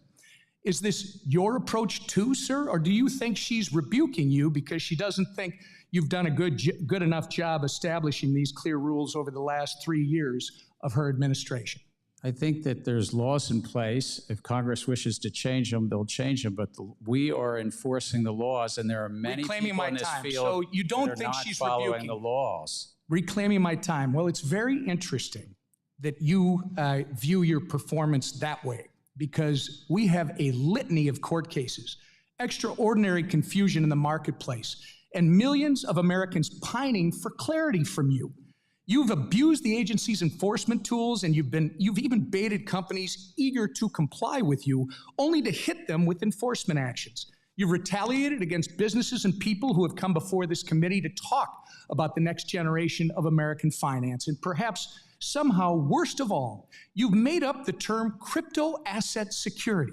This term is nowhere to be found in statute. You made it up. You never provided any interpretive guidance on how crypto asset security might be defined within the walls of your SEC. Yet, you made the broad proclamation that you believe a majority of tokens are crypto asset securities. You did this, and you would deliberately use this made-up term as the basis for your entire enforcement crusade over the past 3 years, only for your lawyers to retract it in a footnote to a court just last week. Your inconsistencies on this issue, sir, have set this country back. We could not have had a more historically destructive or lawless chairman of the SEC. And I yield back. The gentleman yields back. The gentleman from Illinois, Mr. Caston, is now recognized for 5 minutes. Thank you, Mr. Chair. Thanks all for being here. I want to first follow up on what my friend Mr. Barr raised earlier about this issue around ESG rules. When Congressman Vargas and I had introduced these bills last year, one of our big concerns was, if people don't want to invest in ESG funds, that's fine. But there is this inconsistency of rating methodologies and weighting systems, which I think is an issue when you've got these, 7 trillion plus of assets looking to invest in this asset class. So I guess I'd like to start with you, Commissioner Crenshaw. Would you be supportive of establishing a regulatory regime for ESG ratings providers? I'm happy to discuss it and certainly open to thinking about it, and we'll look forward to any proposal that would come before me. Okay, well, I'd love to follow up, because I do think as we've gotten so politicized in this, but there still is the issue that we have clear accounting rules for other issues. We should have clear accounting rules there as well. Appreciate it. We'll follow up offline on that one. I want to shift now to some concerns I have that have come up a couple times here about merging the functions of the self-reporting organizations into the SEC, specifically FINRA and the PCAOB. Now, if I'm doing my math right, if we were to merge FINRA and the PCAOB into the SEC, that would more than double the SEC's headcount, just looking at the number of employees of those agencies, and would probably increase your budget by 75% or so. I think there's a rich conversation about whether the people who would look to merge would also increase your budget in order to do that. But Chair Gensler, I'd like to shift to you. In your view, and I'm sorry, I'm going to peek around Ms. Williams' head here.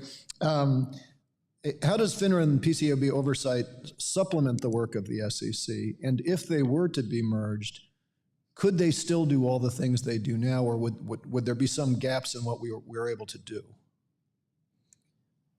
I think that Congress could, of course, change this, but we have self-regulatory organizations, particularly in FINRA's case, that is the regulator, sort of the first line of regulation for broker-dealers. It goes all the way back to the late 1930s, something called the Maloney Act that Congress passed. And that certainly allows industry and the broker-dealers to get the benefit of that, but then we are the official sector overseeing the overall industry. And that's worked reasonably well over the decades. There's certainly times where there's been gaps in that. The PCOB, great debates in this Congress 20-some years ago about taking that and moving it into an agency that was done in a trade association. The AICPA used to inspect and set standards for the auditing field, and better to do it in something overseen by this 5-member commission. Again, Congress could change that, but I think that too has its benefits to be outside of the agency. And I understand, and I'm not asking you to opine on whether we could do it, but it seems to me that, as outside organizations, FINRA has private enforcement mechanisms if broker-dealers are out on the loose. I don't think you'd have that ability if you came in, right? If they were inside the SEC, could you still do private enforcement, or would you have to, subpoena information? Could you take the fifth? No, we'd have to follow federal law and do things in a way. Exactly. So essentially, bringing them in would make them weaker as institutions. I think it would. One of the things that might make it weaker is also the funding point that you say. So both PCOB and FINRA have funding models that basically tap into their members, and as in the PCOB's case, Congress approved a funding model that then we annually approve that budget as a commission. No, I share the concern. Like, we're going to continue to highlight this in part because these are lifted directly out of Project 2025. This idea that we should weaken organizations, we should put them in places where others are involved. And I'd like to unanimous consent to enter into the record President Trump's right-wing policy map called Mandate for Leadership, the Conservative Promise. Without objection or general leave. So thank you. We'll bring that in. And again, the concern, we've seen a lot of proposals that are lifted straight out of that, from UDAP hearings, eliminating CFPB funding, and indeed weakening the SEC. And I want to make sure that we address those issues and understand the importance of investor protection. So thank you all for doing what you do, for being here, and I yield back. Gentleman yields back. The gentleman from Georgia, Mr. Loudermilk, is now recognized for 5 minutes. Well, thank you, Mr. Chairman. Thank you all for being here. It's a historic moment to have everyone here together. Unfortunately, we only get 5 minutes apiece. I think we could sit here for a couple of days to explore some things. If any of you have followed any of my previous questioning, you know that my greatest concern is the consolidated audit trail from a constitutionality, cost, and vulnerability standpoint. Someone who spent almost 30 years in the IT sector. The fact is, it's not if you're going to get hacked, but when, and you have to have that mentality if you're ever going to be safe. However, I want to first address what I think may be some misunderstandings that some in the market have over CAT. Unlike the overwhelming majority of the people that contact me that are opposed to CAT, there's a group out there that are in favor of it. And I would like to, Commissioner Yeda, maybe start with you if you just answer really yes and no to get my understanding and maybe clarify some misconceptions that others have out there. And so first question is, does the commission ever plan to make the Consolidated Audit Trail Transaction Database available to the public? There is no current plan to make it available to the public. Do you conceive that it ever would be made public? It could be. That'd be up to a future commission. Okay. What about the Customer Account Information System database containing the sensitive PII? Will that ever be made public? Not presently. Okay. The answer concerns me greatly that it isn't an absolute no, as you can understand. Yes or no, will the public be able to obtain CAT PII via Freedom of Information Act request? There are a number of exemptions that might be applicable, but that is not fully resolved or clear. So you're saying it's possible that through FOIA, you could get personal identifiable information on somebody who buys a single stock? There's a trade secret exemption, but again, I don't know. I'm not a FOIA expert, so I don't know and can't give you the absolute assurance that you may be looking for, that it cannot be accessed by someone filing a FOIA request. Well, my concerns of CAT are growing. Would removing PII in the CAT affect whether a CAT reporting firm is required to indicate that it is using the reg show market maker exception under SEC Rule 13F-2? I don't think it would have any effect. Okay. So in other words, removing PI from CAT collection wouldn't seriously impede short sale data collection? That's correct. Okay, thank you. I'll move on to some other little more open-ended questions in the time I have. Commissioner Pierce, the Consolidated Audit Trail is set to become the largest repository of retail investor information ever recreated. It will be a prime target for cyber criminals, and once breached, will yield the personal financial information and identity of every American who even has a share of stock. Knowing that a breach of the CAT is a matter of when, not if, we still refuse to amend the CAT to remove retail investor PII. So in 2019, you stated that the information collected by the CAT will be so vast that it will be hard to protect from cyber criminals and state-sponsored hackers. Commissioner Pierce, have your concerns about the CAT changed at all? They've only grown because we have a data security amendment we proposed, but we haven't finalized. So I have even greater concerns than I had back then. Well, thank you. We share those concerns. Could the commission identify and stop market manipulation without CAT? We did it for many years without CAT, so yes. Okay. Do the beliefs of storing investor PI in a centralized system, even if encrypted, outweigh the risks? Absolutely. All right, thank you. Chairman Gensler, I want to ask you specifically about the personal identifiable information being collected under CAT. Do you share Commissioner Pierce's concern about the CAT's cyber vulnerabilities? I share the views, but I also want to say the answers to your first three questions were no, no, and no. We can't release that information under FOIA. Okay. There's earlier questions. Well, thank you for that. Doesn't relieve my concerns over CAT, but the fact that it may be considered being made public at some point. No. Because, and this is my concern, then you just open the door for the Chinese to log in. I see my time has expired, and thank you. I yield back. The gentlewoman from Texas, Ms. Garcia, is recognized for 5 minutes. Thank you, Mr. Chairman, and thank you to all the commissioners for being here. And Mr. Chair, it's good to see you again. And first, I want to thank you personally for all the ongoing dialogue that we've had with your office regarding language access and financial literacy. You know firsthand how fraudsters and bad actors target vulnerable communities, and that's what I'm going to talk about this morning. One way to combat fraud is to educate every American about how to safeguard their money and how to invest. This is especially important as invested in stocks has become so easy that it's as simple as a video game, it seems, because it's so accessible now through our phones. Chairman Gensler, as of today, are there fraud tutorials and consumer resources available in different languages other than English on your investor.gov? I believe that there are in Spanish and in English, but I have to confirm what other languages. But no, you're correct. That's what I'm being told. I just wanted to confirm that. Okay. Are you working on adding other languages? I mean, we're such a diverse United States of America.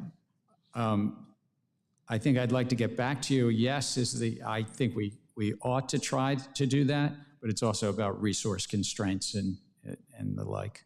Right. Well, I'm hopeful that you can continue headed in that direction, because I think as it becomes easier to do, more people will try to do it. And if people don't understand in their own language the consequences of their investments, they're just going to end up getting in trouble. So thank you. And what strategies have you taken to best educate our older populations? Because as I think you and I have discussed also how seniors are becoming to be a target for a lot of these, especially through the phone, what I call scams. No, that's a good word. And there's a lot of affinity fraud, not just targeting older population, but different parts of our community, so-called affinity fraud, and we do chase after that, and some of that's also in the crypto field to bring this all back together as well. What we do is investor education. We try to reach out. We work with communities to try to get that word out. Well, thank you. I think it's just as we spend time worrying about small businesses, we need to worry about the small consumer. And that's the point I wanted to make this morning. Commissioner Lisagara, as investment becomes more accessible, it's important to keep these communities in mind as we work to protect investors. Not long ago, reports came out across the country about Bitcoin ATMs strategically located in communities like mine that include working class Americans, immigrants, limited English proficiency speakers, and the underbanked. Consumers may find it convenient, but we end up with issues and as I said earlier, scams. I don't want all of this to become like the modern, new payday lender. What are y'all doing to ensure that as we move forward with more access, particularly to technology, that we just don't repeat some of the issues we've had in the past with banking? Thank you, Congresswoman. A good question about the importance of protecting investors, vulnerable investors in our disadvantaged communities. I think we are exercising our authorities as appropriate on affinity frauds, targeting frauds wherever they occur. It doesn't matter what the nomenclature is, where we see violations, securities laws. We have an obligation to protect investors and to follow the law and enforce it. So I think we're doing that without fear or favor. I think there's a very robust process, internal process of ensuring that it is a fair process as well. But I do think it's an important priority for us to pursue to ensure that investors are protected from no matter how large or small. Exactly. Great. Ms. Perch, do you agree? Absolutely. There's a lot of work that we are doing and we have more to do. And I think on your point about getting information out in different languages, we can also work with firms so that they're able to communicate with people in the language in their mother tongue. Well, I was really shocked to hear from someone that works for an investment banking firm, I will not name it, that was actually instructed as an investment banker not to send anything in writing in Spanish. I'm going to get to the bottom of it. That may be tied to SEC regulation, but I'm happy to look into that. Well, I'll get back with the chairman on that too. It just seems like, especially in Texas, Gentlelady's time. It seems like an atrocity to do that. Thank you. Yield back, Mr. Chairman. The gentleman from Ohio, Mr. Davidson, the chair of the Housing Subcommittee, is recognized for 5 minutes. Thank you, Chairman McHenry, for putting this historic hearing together, long in the making. Thank you to our witnesses. It's great to have all 5 of you here today. Today's hearing directs attention to the Commission's dysfunctions and, frankly, to the Chairman's politicization of the Commission and its work. Let me highlight 7 failures. Abuse of the rulemaking procedures, 61 so far, inappropriately short public comment periods, unworkable and unlawful ESG disclosure mandates, Hotel California style rules for crypto, where they all have the ability or direction to come check in anytime you like, but never with the authority to leave with some approval or clarity. Endless discovery with no resolution, no clarity, regulation by enforcement for crypto. An unworkable proposal to overhauling our equity market structure, de facto ban on crypto through proposed custody rule, and failure to work with Congress, frankly undermining the work that Congress done to provide clarity here. So as many of my colleagues have done today at this hearing, the courts have, even the DOJ, have highlighted severe mismanagement. The list goes on, but unfortunately, I do have limited time. Commissioner Peirce, would you say that the SEC's rulemaking and enforcement agenda reflects the priorities of the commissioners as a whole, or has the commission become an extension of Chairman Gensler's agenda? The agenda is the chairman's agenda. Do you guys have collaboration? I mean, I saw one of the commissioners today look like it might be the first time he was asked his opinion on something, just expected to ratify whatever Chairman Gensler throws out there. I mean, I think the issue is that Chair Gensler has a lot of ideas that he's trying to move forward on, and there are other things that I think we should be spending our time on that we're not spending our time on. And so I think that's the nature of some of our disagreements. Problems being left unsolved. I appreciate you for highlighting many of them. My concern is just by taking the world's best capital markets, I mean, we don't even have 5% of the world's GDP, but we have over 50% of the world's invested capital. We're taking something that works pretty well, that needs clarity and oversight to continue. Instead, we're working with a declared war by Secretary Warren and other Gary Gensler allies to undermine our capital markets and some of the most innovative companies out there. For that reason, I propose the SEC Stabilization Act as a structural reform to deal with our Gary Gensler problem, but also with the structural challenges at the SEC that highlight it can be exploited by bad actors. One of the areas that I want to highlight is special purpose broker-dealers. Commissioner Peirce, do you believe that a special purpose broker-dealer process could provide a first step towards broker-dealers handling tokenized securities? I mean, at the time that it came out, I said it could be a baby step, but that was 4 years ago, and this baby's not walking yet. So I'm not as optimistic as I was back then. Yeah, I'm concerned as well, and it kind of creates a separate path where some of Chairman Gensler's friends and allies could get special permission and the rest of the market be excluded. For each commissioner, maybe we'll start down there with you, Mr. Ueda. Have you or any member of your staff been instructed by the SEC staff to direct or otherwise ask FINRA to avoid approving broker-dealer applications with crypto assets? No, I have not. Commissioner Peirce? No, but TM is, our Trading and Markets Division is the one that interacts with FINRA. So the issue is that there's a cultural, there's clear messaging from the SEC that we're not trying to move the crypto industry forward, and that's reflected in this as well. Thank you. Commissioner? No. No, and I think I might disagree a little bit with the clear messaging point from Commissioner Peirce on the clear direction. I think there's lots of rhetoric, and we can get down to brass tacks and look at ways to move forward. Well, Mr. Gensler, no surprise, many of us aren't fans of your approach to the job, but it does seem that you've abused your authority, and you seem to kind of gloat as candidate Harris decides that she wants to pivot on crypto and say, no, you can trust us. We're going to be okay on this. It seems like you're gloating. I'm still here.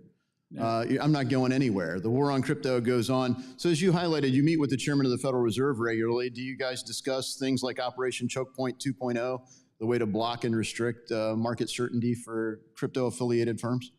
I've never heard that term, and I'd also want to say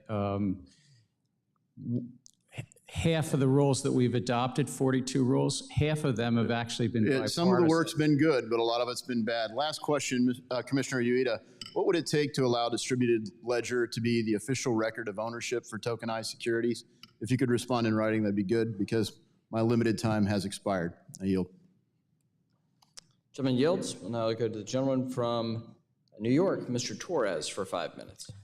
Thank you, Mr. Chair. Mr. Gensler, suppose I were to sell you a Yankee ticket and tell you that the Yankee ticket could appreciate in value and could be resold at a profit in the secondary market. And as is the case with all sports tickets, suppose the proceeds from the sale of the Yankee ticket goes toward paying for the Yankee game. By selling you the Yankee ticket, am I entering into an investment contract with you and therefore conducting an unregistered security offering? I appreciate the question. I don't know all the facts and circumstances, but I don't think so. I know where we're headed here, Representative, but I don't think so in that Yankee. So a Yankee ticket is not, and why is the Yankee ticket not a security? Well, it's really a question, and the courts have been clear on this, is the offer and sale. Specifically with a Yankee ticket, though, when you're buying a Yankee ticket, what are you purchasing? You're buying access to a Yankee game. Is that fair to say? I understand. It's been a while since I went to a Yankee game, but you're welcome to a Yankee game. I used to live in New York, and my three daughters were all born in New York. So in the Stoner Cats case, the creators were selling an NFT that offered access to an animated web series. From the standpoint of federal securities law, is there a legal difference between buying a Yankee ticket that offers you the experience of a Yankee game and buying an NFT that offers you the experience of an animated web series? Again, I don't want to comment on any one specific Well, it was a settlement, a fait accompli. It's not an ongoing litigation. You can comment on it. But it's about how is something offered and sold, and is it offered and sold as an investment contract? Or are individuals looking to a common enterprise anticipating profits based on the Well, I'm familiar with the definition. You're avoiding the question. See, here's the danger I see with the Gensler theory of investment contracts. It's right? Actually the Supreme Court's theory of investment. Well, your idiosyncratic interpretation of the Supreme Court's theory. The expectation or promise that an object could appreciate in value or that an object could be sold at a profit in the secondary market, that expectation or profit could be retrospectively attributed to just about any collectible or any consumer good or any piece of art or any piece of music. The trouble with the Gensler theory of investment contracts is that it's so open-ended that it lacks anything resembling a limiting principle. It blurs the line between collectible and security, between art and security. Ms. Crenshaw, does requiring artists and musicians to register art and music with the Securities and Exchange Commission raise a First Amendment concern? I'm not a First Amendment expert, but I think the only thing that have to be registered with the Securities and Exchange Commission are securities. And so that's what I would look to determine whether they have to register with us. Now, in the Stoner Katz case, the SEC not only prohibited the creators from selling NFTs, the SEC ordered the creators to destroy the NFTs. Does the destruction of artistic expression by government fiat raise a First Amendment concern? Again, you're not a First Amendment expert? I'm not a First Amendment expert. Do you think artistic expression is protected under the First Amendment? Do you need to be a First Amendment expert to answer that question? I think the ins and outs of First Amendment law are actually very nuanced, so I would not want to opine. Do you think the SEC has an obligation under the First Amendment to take care not to have a chilling effect on artistic expression on the blockchain? I think we can work together to advance the interests of the industry, and I think our markets are the highlight of the world because of the laws that have been in place for 90 years. You're not answering my question. In a September 12th court filing, the SEC had to apologize for using a term it invented out of thin air, digital asset security. The fictional term digital asset security perpetuates the false narrative that digital assets in themselves are securities. In the Howey case, as you know, Mr. Gensler, the Supreme Court never held that orange groves in themselves were securities. The Supreme Court held that orange groves can be part of investment contracts, which are securities.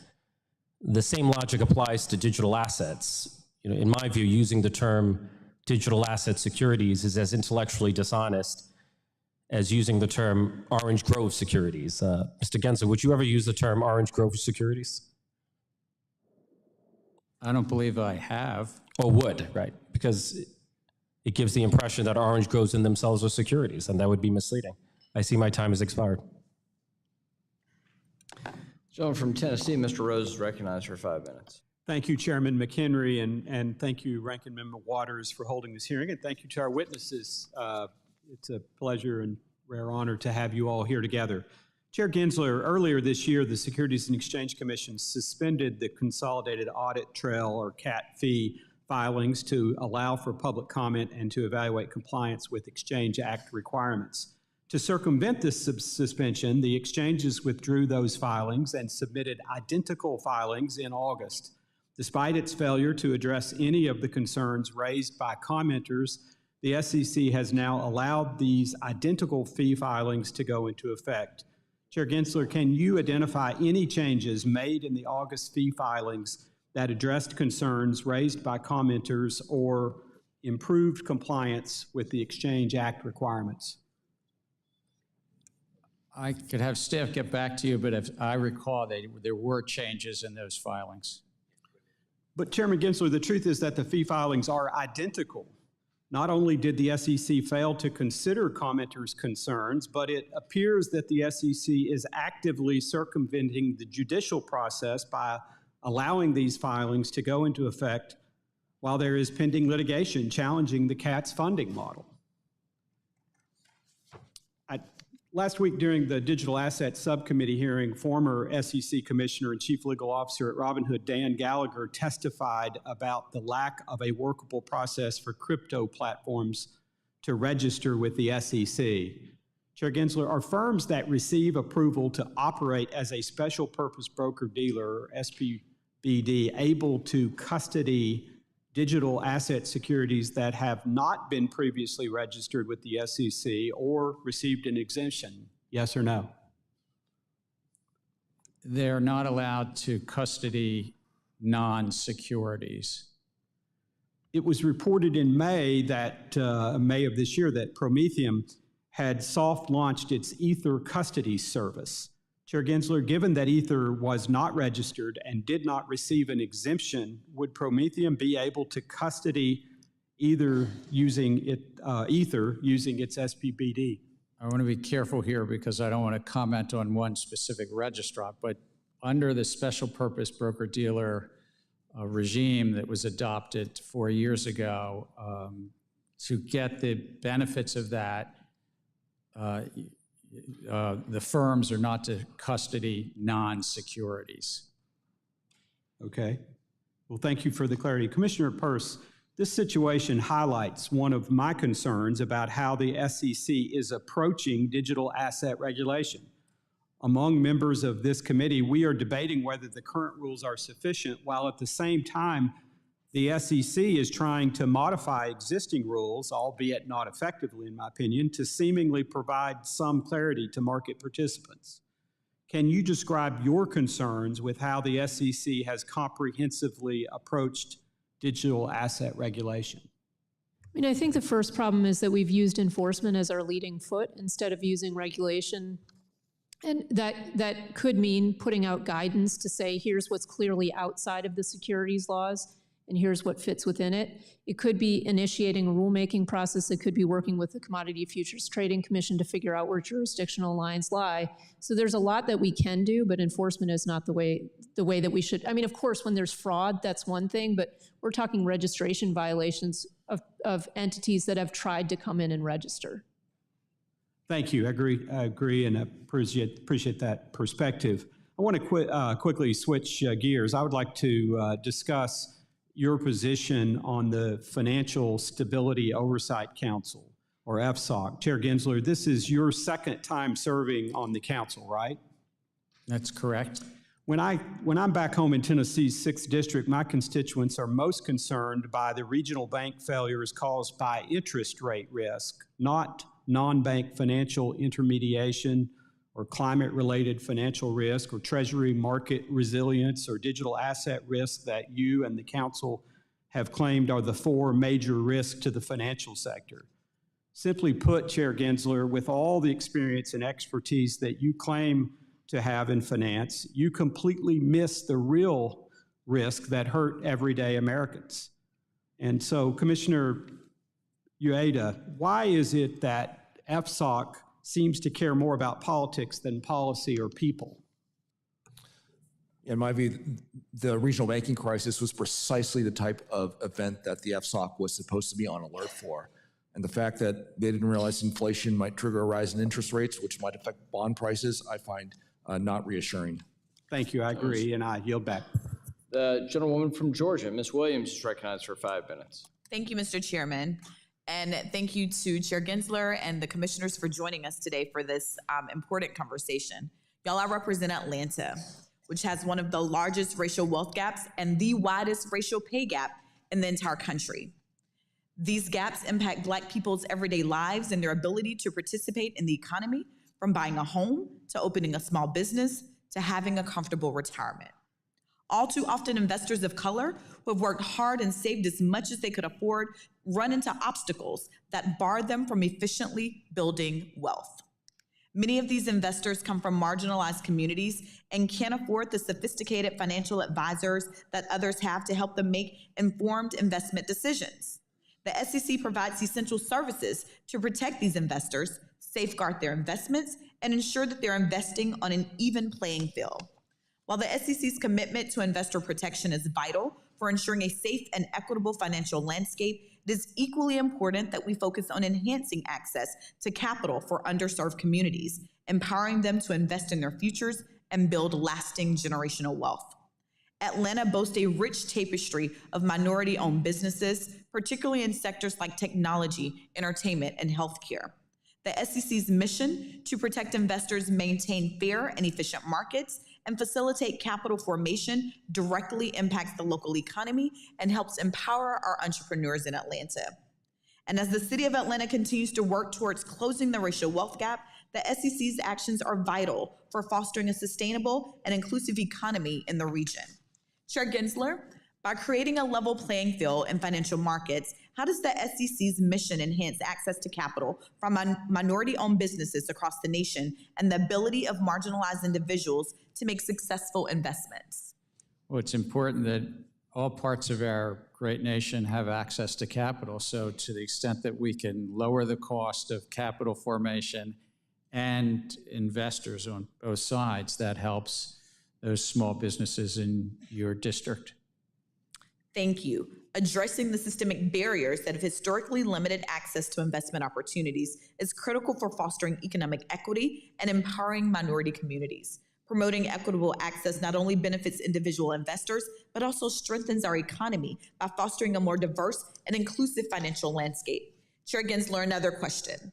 How does the SEC consider the impact of its rulemaking on marginalized communities when carrying out its mission?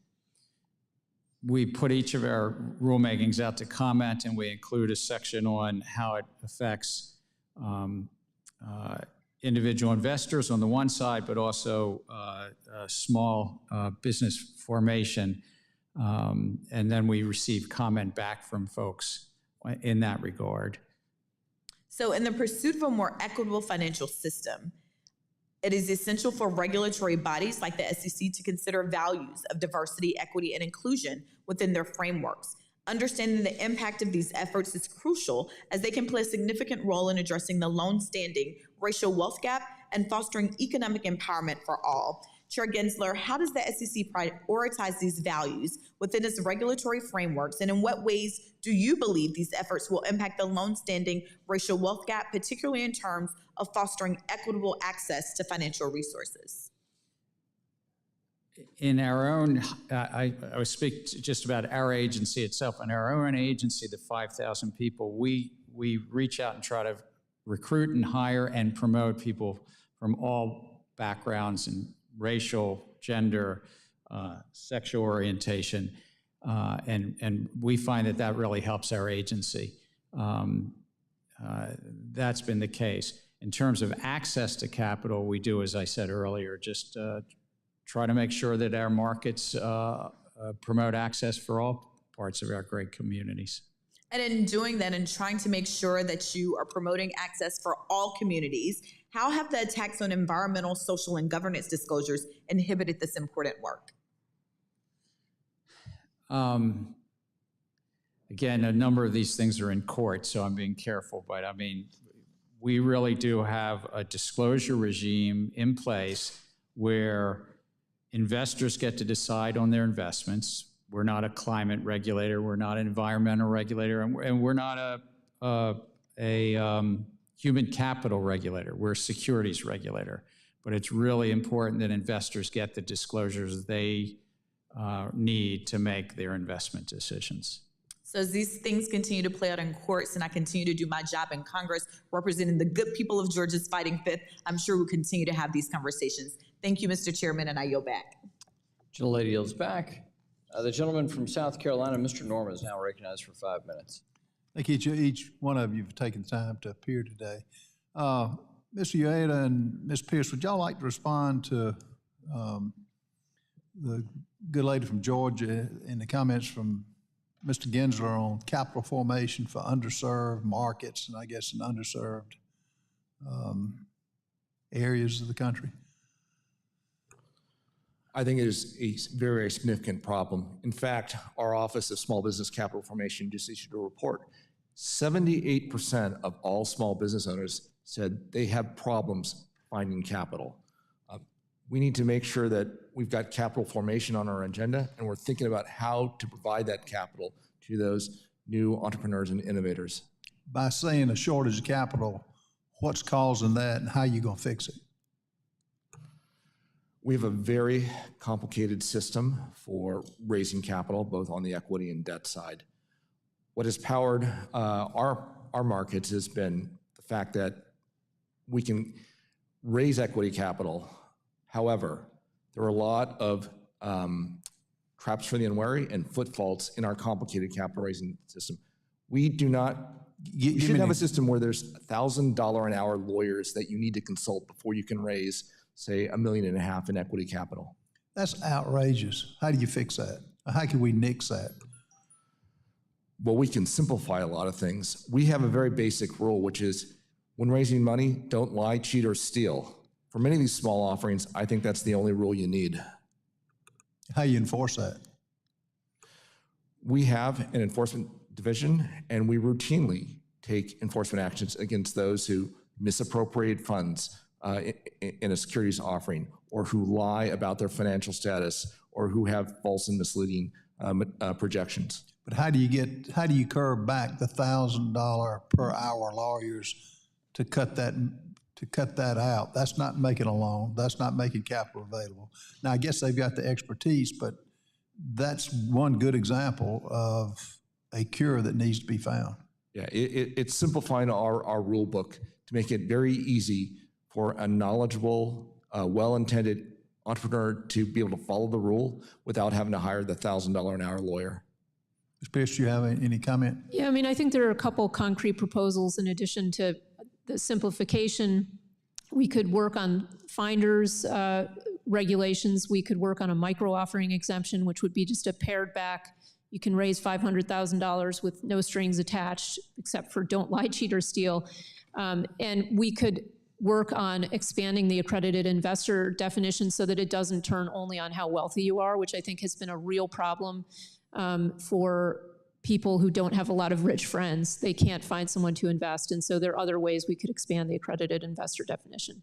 You may want to follow that don't lie, cheat, or steal for Congress too, which is kind of a tall order. Mr. Gensler, I was just looking over some of the statistics. The first 30 months of your tenure, you proposed 52 new rules. By contrast, Chairs Clayton and White proposed 35 and 28 new rules over the same period. Less than a fifth of the proposals are tied to any statute or any type mandate. Can you address this? I can get specific, more specific if you need me to. No, that's good. I mean, we've adopted 42 rules. I think Chair Clayton did about 60 or 65 in his 4 years. So, but I'm talking about the 30 months. I'm talking about the 30 months. No, I understand. But I think that it's really important that we have had success updating our rules around corporate governance, that insiders now, if they want to sell their securities, have to wait 3 months and have a plan in place so that they're not trading on inside information.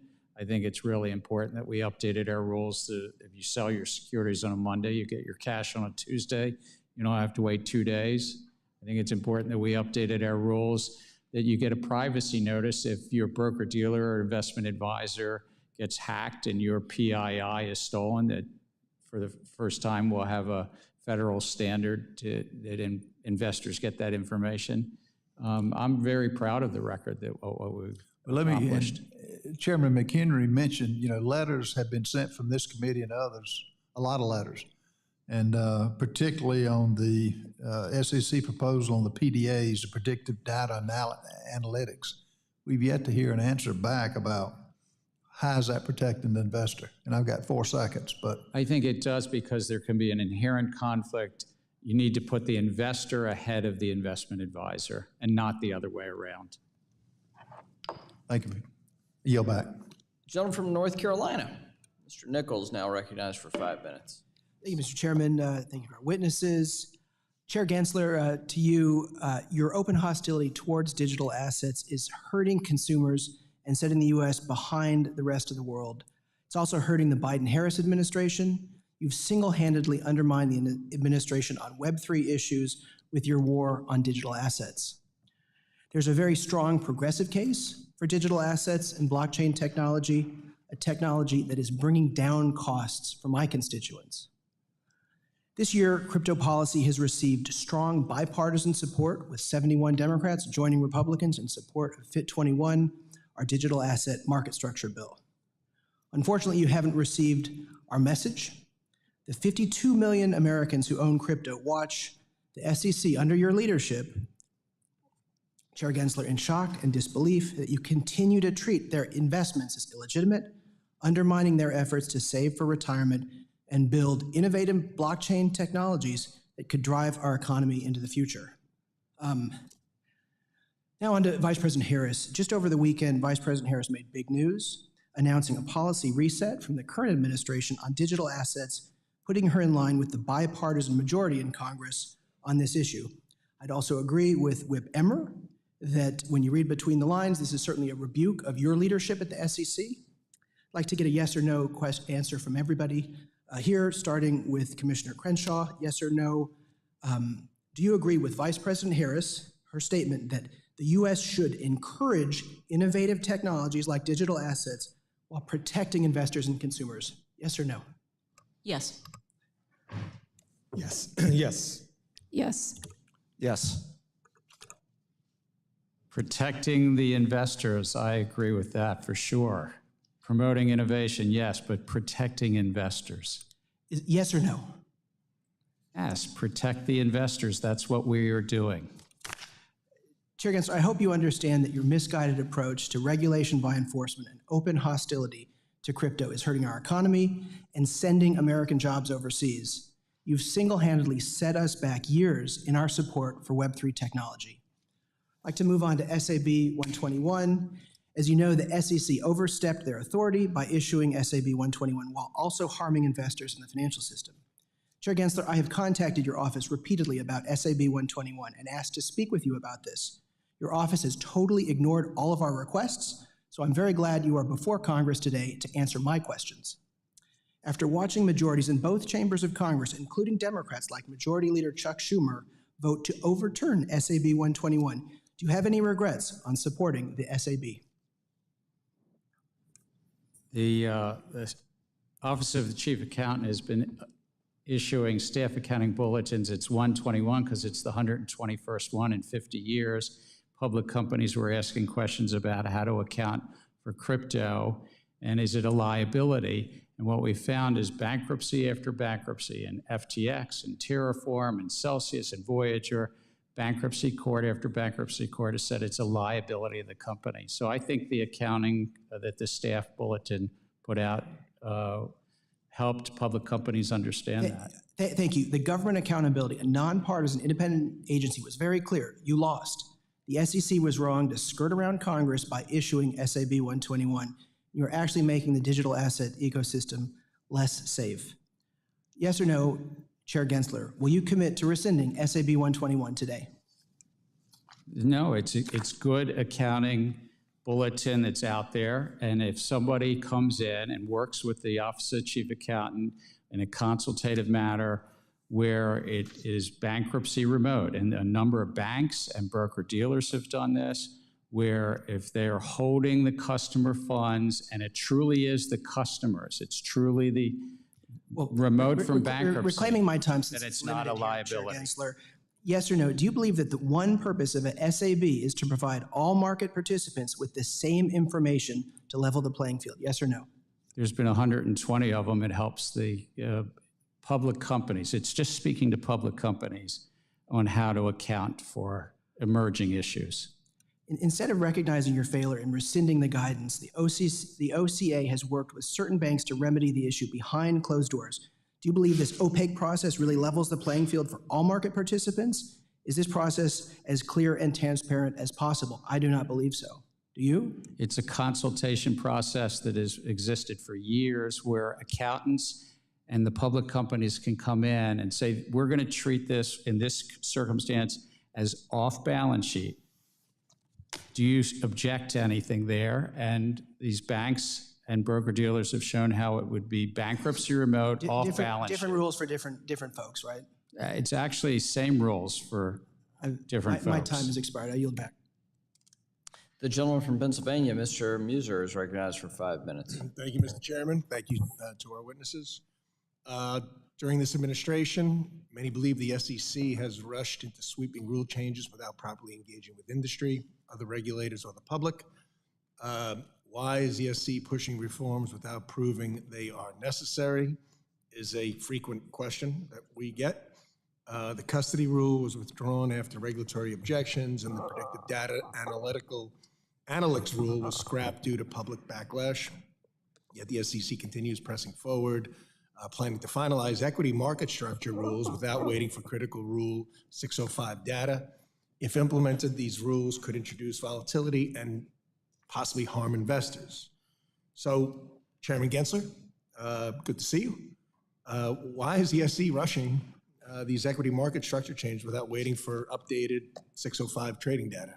Good to see you as well. We put forward a number of rules. I'm very proud that last week this commission unanimously voted in, first time in 20 years, changes in the national market system that I think will lower cost in the system, allowing market makers to quote stocks in a tighter bid-ask spread. This is relieving or relaxing a restriction that was put in the market 20 years ago and lowering the costs in the markets. I think the data that you're talking about for individuals to get better execution quality data is important, but was addressing a separate matter. It was about individual investors getting better data. But I think that it was time to move forward and update these rules, these 20-year-old rules. Volume in the market had gone up fourfold. A lot had changed in the 20 years. Okay, but getting the rules right, using the current data, is more important than just updating, you would say. Well, it's also important that the data was for individual investors to compare and contrast their broker-dealers. The second rule that we did last week unanimously is really going to relieve a restriction. This is something that you and I probably would agree on. You'd want to, we were taking off a restriction that you couldn't quote in less than a penny. Now you can quote, well, in November of 2025, you'll be able to quote in Do you think you got a consensus out there that agrees with that? I'm sorry? Do you think you have a consensus out there that agrees with your conclusion and assessment? On last week's update of the national market system, there was a broad, we got over 5,000 comments, but we had very significant support on relieving this restriction and allowing for lower bid-ask spread, and then even lowering the fees on the field. I took note even after we voted. I saw something from the Managed Funds Association, the trade association representing hedge funds, that supported what we did last week. Thank you, Chairman. Commissioner Peirce, do you believe the SEC has addressed the industry and public concerns over the equity market structure rules, especially given some of the lack of the updated data from the 605 market data? I mean, I think the point that you're making is a really important one. I did support last week's rule because I think it's a net beneficial rule, but one of the things that I wanted us to do is to build into that a way to go back and make sure it's doing what we intended and not having adverse effects. But we proposed a whole set of equity market structure rules that will remake the markets if we go forward with them. And what people have been telling us is you need to slow down. Our markets work quite well. And so if you're going to make a change, take a breath, get the data you need, get the public input you need, have the roundtables you need, and then move forward. And so I do worry that we're rushing forward with equity market structure changes. Good. And the volume pricing rule, does it solve a market problem that exists? I mean, as I pointed out when we proposed that, there's volume pricing in lots of different parts of our markets, and we don't have problems with it in other parts of our markets. So it's not strange to see volume prices in our equity markets. All right, thank you. Commissioner Ueda, do you believe the SEC's approach to finalize these rules properly balances the market stability with investor confidence? Well, some of the rules I have supported, but in part because there's been robust comment. In fact, some of them go back to initiatives under the Trump administration. For instance, T+1, that was something that under the Trump administration, they suggested we look at moving faster when we went to T+2. Treasury clearing under Secretary Mnuchin, he also broached that idea as a Thank you. I'm out of time. Thank you, Chairman. I yield back. We'll now recognize the gentleman from Texas, Mr. Green, for 5 minutes. Thank you, Mr. Chairman. I thank the ranking member and would have the record reflect that I associate myself with the comments of the ranking member. Mr. Gensler, welcome back. You were here about a year ago, and at that time we were on the brink of a shutdown. Within days, we could have a similar thing to occur if we don't act. My question to you, hopefully it will enlighten a good many people and help us better understand why shutdowns are adverse to the best interests of investors.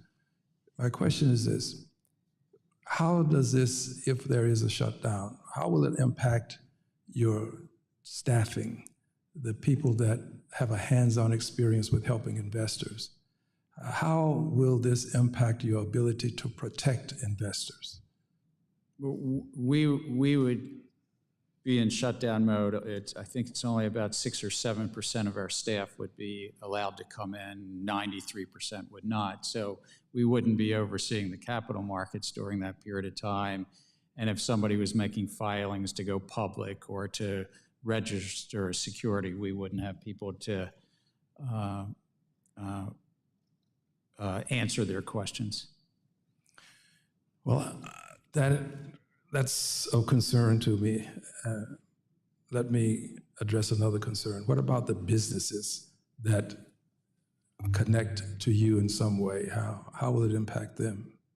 Well, it would impact any business that was seeking to go public or raise money, file registration statements. It would affect anybody who was coming in with a tip, complaint, referral, and said that they have a problem, that somebody is, what were the words that Commissioner Ueda said, lying or cheating or stealing something from them. We've had shutdowns in the past. I mean, we get through them, but then there's a backlog also after that happens that we have to catch up and really help all those businesses and market participants and investors out. Could this impact the direction of the market itself? I think it puts uncertainty into the market, and what the market does with that. Sometimes I'm in a role in a job that I'm not to predict markets, but it would put some uncertainty into the market. Well, let's move to another question. You have been accused of being a climate regulator. I think you should have an opportunity to explain why you are not a climate regulator. We're not in the law and we're not in practice. Congress has set us up as a securities regulator. But in practice, what we found is that literally the majority of the top 1,000 public companies today put out some disclosures around their climate risks. Some 60%, in fact, put out disclosures around greenhouse gas. And investors, we find it material to their decision-making about investments. And so we put out a rule to notice and comment. We adopted a rule grounded in materiality because investors are using that information to make decisions, to bring some consistency to that which was already happening. Thank you. And I'll close with a statement. Ms. Williams made reference to this, and I'd like to say just a bit more about it. And that has to do with access to capital, especially for people who are of color, and within that subset, persons who are African Americans. 246 years of slavery, no access to capital. Invidious discrimination that was legalized, lawful in this country. We called it segregation. It was another form of racism. No access to capital. And to this day, we still experience discrimination when it comes to lending. Testing has validated what I'm saying. Closing the wealth gap will require more than having a methodology by which we impact all small businesses.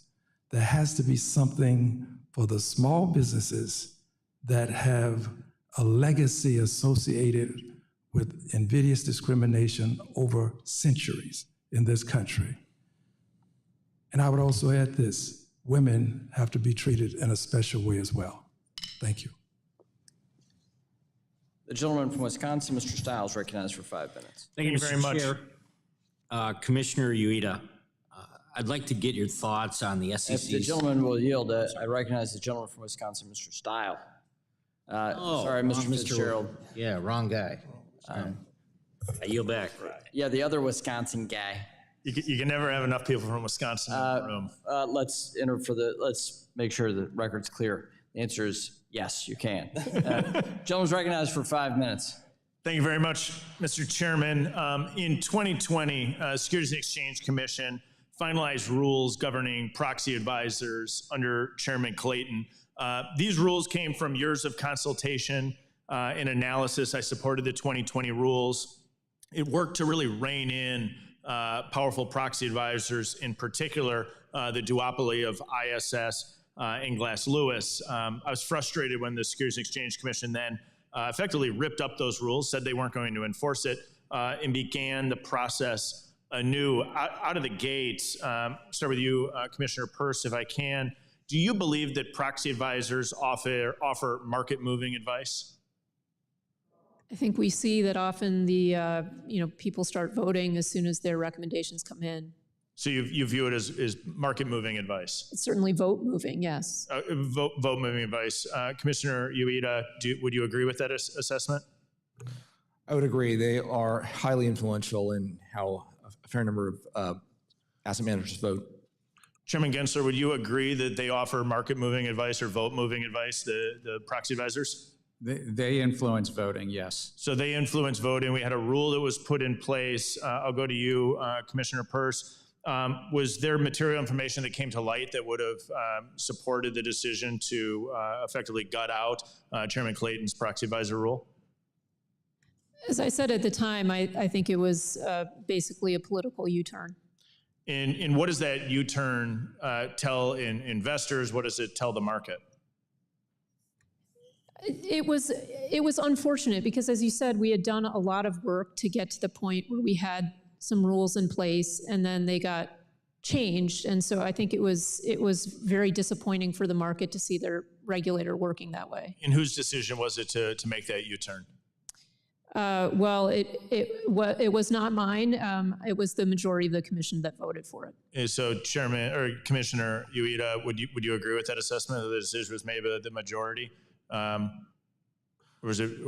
I wasn't on the commission at the time, but I can tell you, as someone who has been with the SEC since 2006, I've spent a dozen plus years up before 2020 working on this with my fellow colleagues who are employed there. And this has been a very, very difficult process. And then after that thought I was on detailed Senate banking at the time, it was unusual to see a flip that quickly. And it was even more unusual to see a 30-day comment period that I think started right around Thanksgiving and ended on Christmas to ask for public comment on the flip. I share the frustration. I would urge all the commissioners to review the legislation that I drafted that was just passed as part of a larger package on the House floor to really rein in the duopoly in the proxy advisor market, because I think it can work to distort our markets and lower trust and confidence in our markets when you see this type of a concentration that's not being properly regulated by the SEC.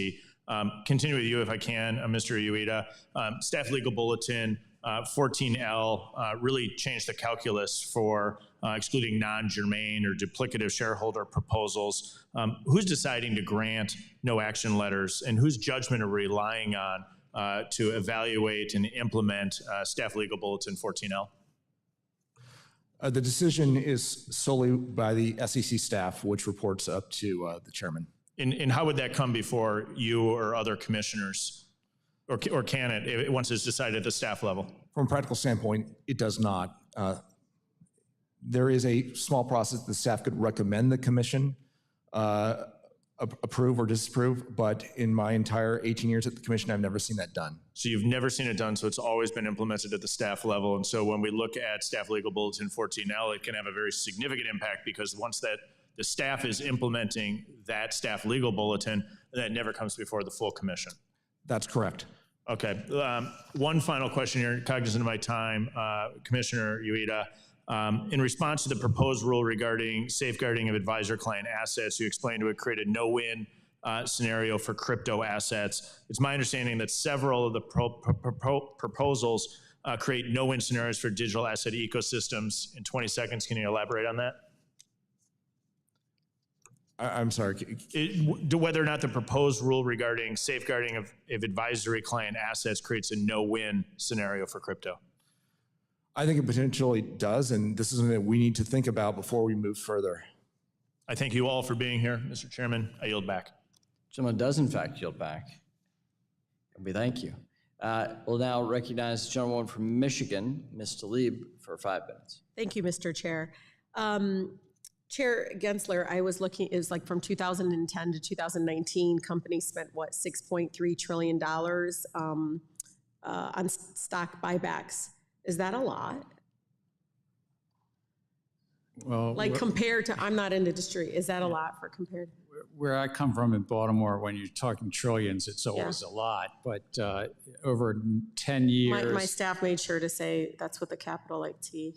Yeah. But over 10 years, I think you said $600 billion a year. Mm-hmm.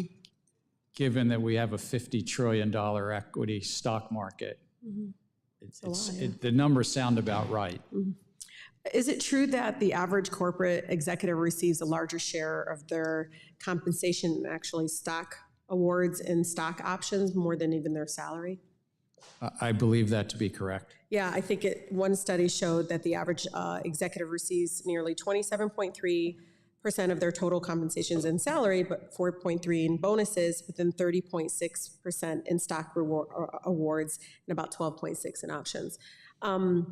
One of the things is about the lack of transparency and how some of these decisions are made, but to make matters worse, some investors and the public have been largely kind of in the dark about the specifics of stock buybacks and the reasons be the companies and how they engage in them. Given all this, I was really pleased to see last year that the SEC finalized an important rule bringing much needed disclosures, as you know, and transparency to very, very, again, very murky practice of stock buybacks. We know, unfortunately, the Fifth Circuit struck it down. So, Chair, do you have any commitment that you can share of whether or not you're going to be reproposing the stock buyback rule?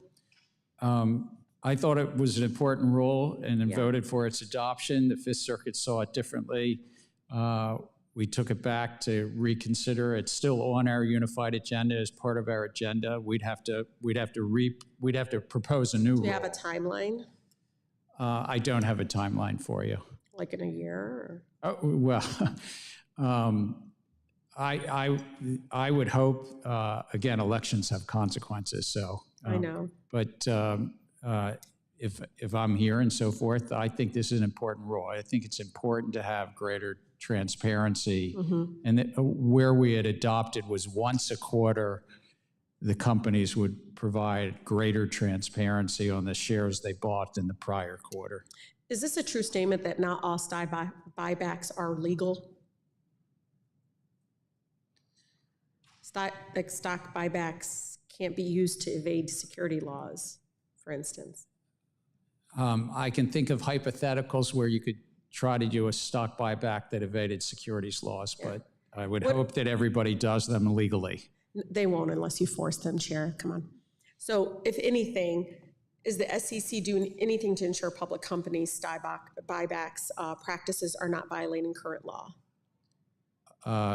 We're a cop on the beat. It's part of what we do. We have robust enforcement. If any of your constituents or anybody has information or belief if somebody's doing buybacks that are illegal, bring it to our attention. So, Chair, you know this. My favorite section of Dodd-Frank lately has been Section 956. And it's been about, 13 years, and we're still waiting for regulators to finalize this rule preventing compensation packages that encourage excessive risk-taking. And, it impacts our small businesses recently and others when we, again, don't move forward on what the legislative intent is. And so several regulators recently proposed a June 2016 version of the rule, but not all the agencies joined, as you probably know. At its discretion, SEC sometimes performs an economic analysis or cost-benefit analysis for this is to Commissioner Lazaro, is that what I'm saying? Yeah, say it for me, please. Lazari. Do you need all other regulators on board before conducting such an analysis? So basically, this is one thing that SEC, maybe Chair can help you, can perform what they call economic analysis on certain rules and cost benefit. That is a function performed by our Division of Economic and Risk Analysis. The staff of the commission is part of really quickly, Chair, because we're. And we would need to do an economic analysis, and we would put it out to public comment in this joint rule. But do you need all the companies? Gentlelady's time's expired. I will now recognize the gentleman from Wisconsin, Mr. Fitzgerald. Thank you, Chair. Not to be diminished by being the second Wisconsin member. Very good, thank you. Commissioner Ueda, I'd like to get your thoughts on the SEC's safeguarding advisory client assets proposal. So the initial proposal, which would impose new custody requirements for real estate assets, it doesn't really cite instances of loss or misuse or theft or misappropriation. Additionally, it does not acknowledge the existing legal and regulatory frameworks, right? Including public land records, title insurance, which obviously protects real estate against theft. So going from funds and securities to any client assets would be kind of a dramatic expansion of the custody rule.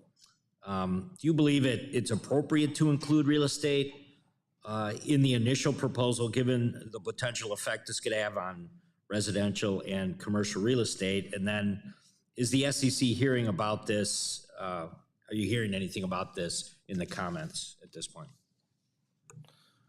Well, my view is any rule we do needs to be effective, efficient, and appropriately tailored. At a very high level, should there be efforts made to safeguard assets that are entrusted to someone else?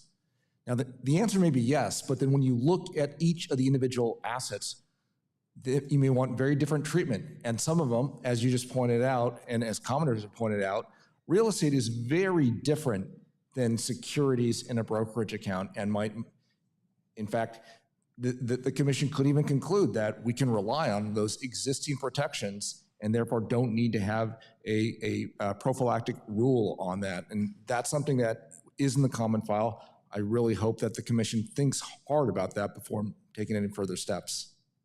Very good, thank you. Commissioner Lazarga, the predictive data analytics proposal notes, it may be difficult or impossible to evaluate a particular covered technology or identify any conflict of interest associated with its use or potential use.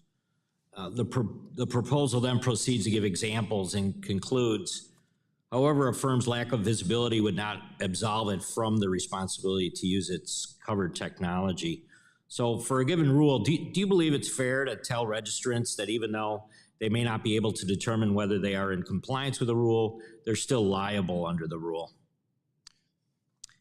Sir, the predictive data analytics rule, is my understanding, is going to be reproposed in response to comments from market participants. So I think it's premature for me to prejudge what that's going to look like and the specific question that you're raising and how that will look.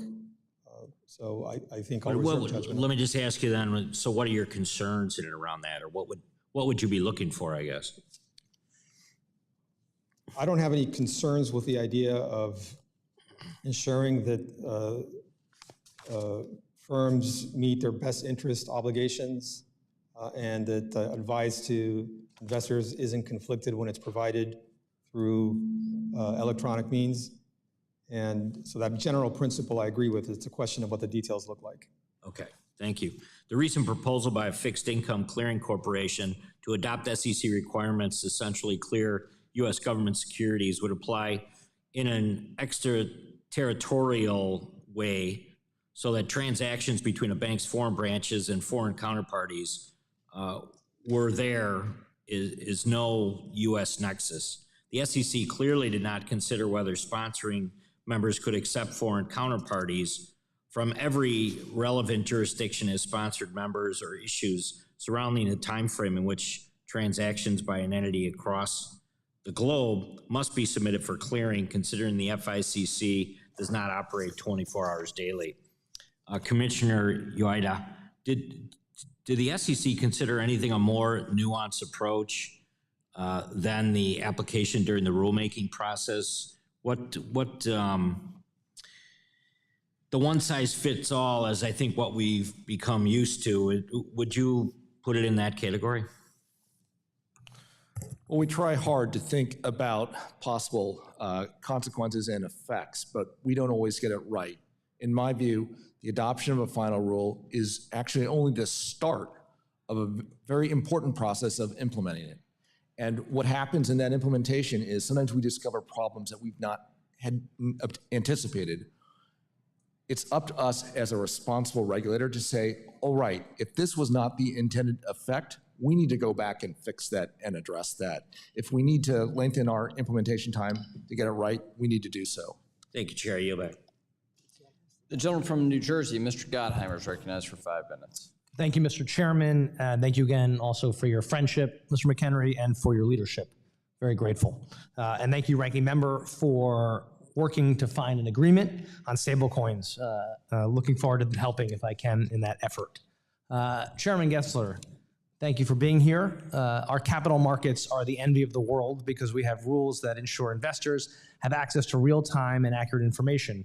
However, the use of social media by investors raises critical concerns about the ease with which people and bots can manipulate and spread false information to make a profit. I just have a question why the SEC isn't doing more to stop the spread of false information in this way and being used to manipulate markets, and why are we allowing abusive short sellers proliferate at the cost of those who play by the rules? Look, fraud is fraud, whether you're using a bot, whether you're using artificial intelligence, whether you're doing the old-fashioned human way. It's a little bit more challenging to chase after when it's the modern technological way. We have some resource constraints too. I mean, we're flat funded.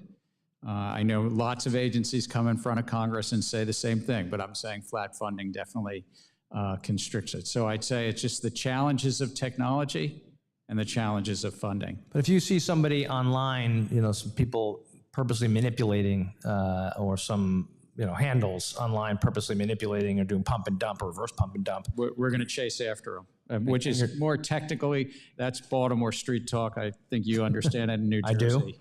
I do, but you will, and you are. As the SEC, I think, to me, needs to send a very clear message and take appropriate enforcement action against market manipulators and abusive short sellers. And it sounds like I have your commitment to do that.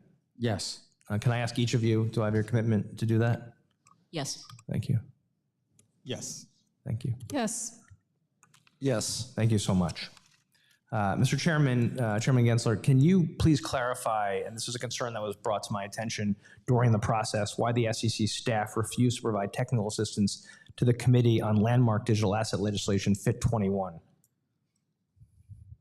I think we actually did provide technical assistance to Chair McHenry and to head of the subcommittee, Chair Hill. I know I met with Chair McHenry a number of times personally.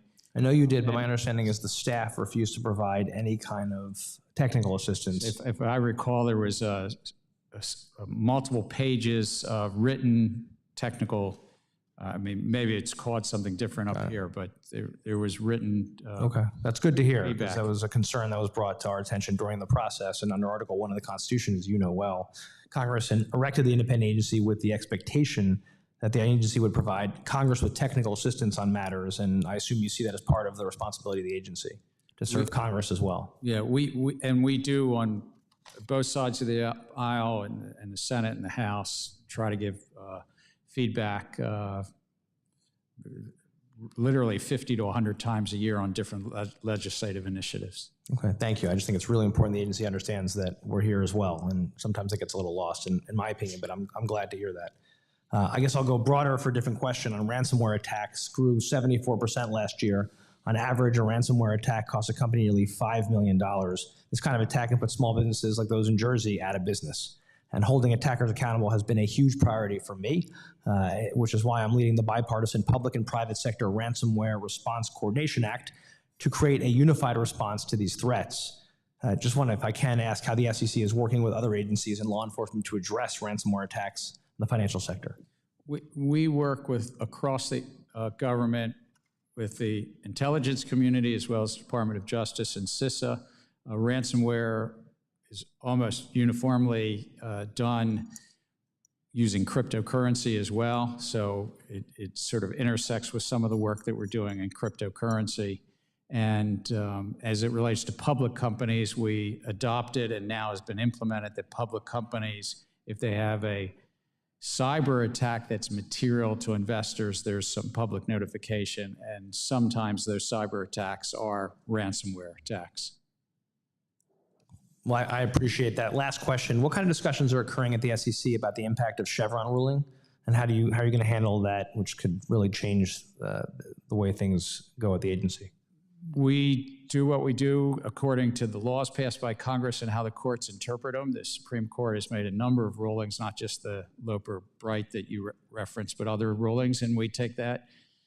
Of course, it's the law of the land once the Supreme Court says it. Thanks, Mr. Chairman, and we're excited to have stable coins come your way. Thank you. Gentleman yields back. I now recognize myself for 5 minutes of questioning. Chair Gensler, regarding Rule 15C2-11, the only reason market participants have been able to comply during the past 2 years is the SEC issued a no-action letter that provides a minimum amount of customization of the rule for fixed income markets, which, as you know, are very different from equity markets. But this no-action letter is set to expire in January, and the SEC hasn't done anything to amend Rule 15C2-11 so that it can actually work in fixed income markets. Letting the no-action relief expire could significantly disrupt those markets, which are critical to funding businesses across the country, funding consumer lending like auto and home loans, and supporting everyone's 401k, pension, or other retirement and savings plans. To avoid this unnecessary harm to investors in our financial markets, can you commit to a permanent extension of this no-action letter, or at least an extension until the SEC can propose a rule that is tailored to how fixed income markets work? The underlying rule was adopted, I think, 4 or 5 years ago. There are many market participants that are well aware of that. The Commission did adopt an exemption with regard to 144 securities, if I recall, and that's what we've done. But are you going to let the no-action letter expire in January? I'm making no commitment here today. Thank you. Last year, Chair, the Commission proposed the Safeguarding Advisory Client Assets rule to expand the role of qualified custodians when registered investment advisors custody assets on behalf of their investors. At the time of the proposal, I voiced my concerns that the proposal is inserting itself into matters at the core of the banking system, and specifically within the jurisdiction of the prudential regulators. As proposed, mandatory cash segregation would significantly increase the cost for investors and complexity of providing custody services and locking up cash deposits would be a major departure from current banking practices. Back in May, Chair Gensler, you mentioned that this proposal would need to be reproposed. Can you provide us with an updated timeline on when we might see a reproposal? I don't have a specific timeline, but there were a number of comments, including yours, around cash. There was also a number of really thoughtful and robust comments about the documentation and the cost of the documentation. So we're taking and the comments about real estate that were even expressed here earlier, taking all that into consideration and looking through that. I think it will take some time, though.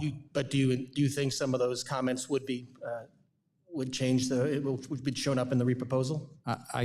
I would anticipate, again, I don't want to prejudge, but I would anticipate the staff's work would be a revised proposal taking into consideration the cash concerns around cash segregation, which were certainly heard by this one commissioner very loudly. Okay, thank you, Chair. Before I move on, I'd like to remind you that banks are subject to stringent prudential regulation, which requires them to control risk, hold adequate capital and liquidity, and have in place workable recovery and resolution plans. I want to move over to enforcement. While I support robust enforcement of our federal security laws, there's concerning trend at the SEC of regulation by enforcement under current leadership. As we've seen courts strike down SEC proposals, it appears that the SEC is turning to greater enforcement actions to address its rulemaking failures by attempting to institute regulatory changes outside the formal rulemaking process. I hope you've made it clear to the exam and enforcement staff that their responsibilities are to help enforce the laws as currently written, and that is not to form new ones. I'd now like to shift to the related topic of capital information, which has not received nearly enough attention from the SEC over the last few years. Commissioner Peirce, would you please speak to whether the SEC has engaged or plans to engage in any rulemaking that would facilitate capital formation, which is a foundational pillar to the SEC tri-part mission? Do you think there's a need for a return to work on this front? Absolutely. There are some things that we could be doing. We could be doing a rule on finders. We could be doing a micro offering exemption. We could be expanding what it means to be an accredited investor beyond wealth and income. We could be working on crowdfunding to make some changes there. So there are certainly things we could be doing, and we have not prioritized them.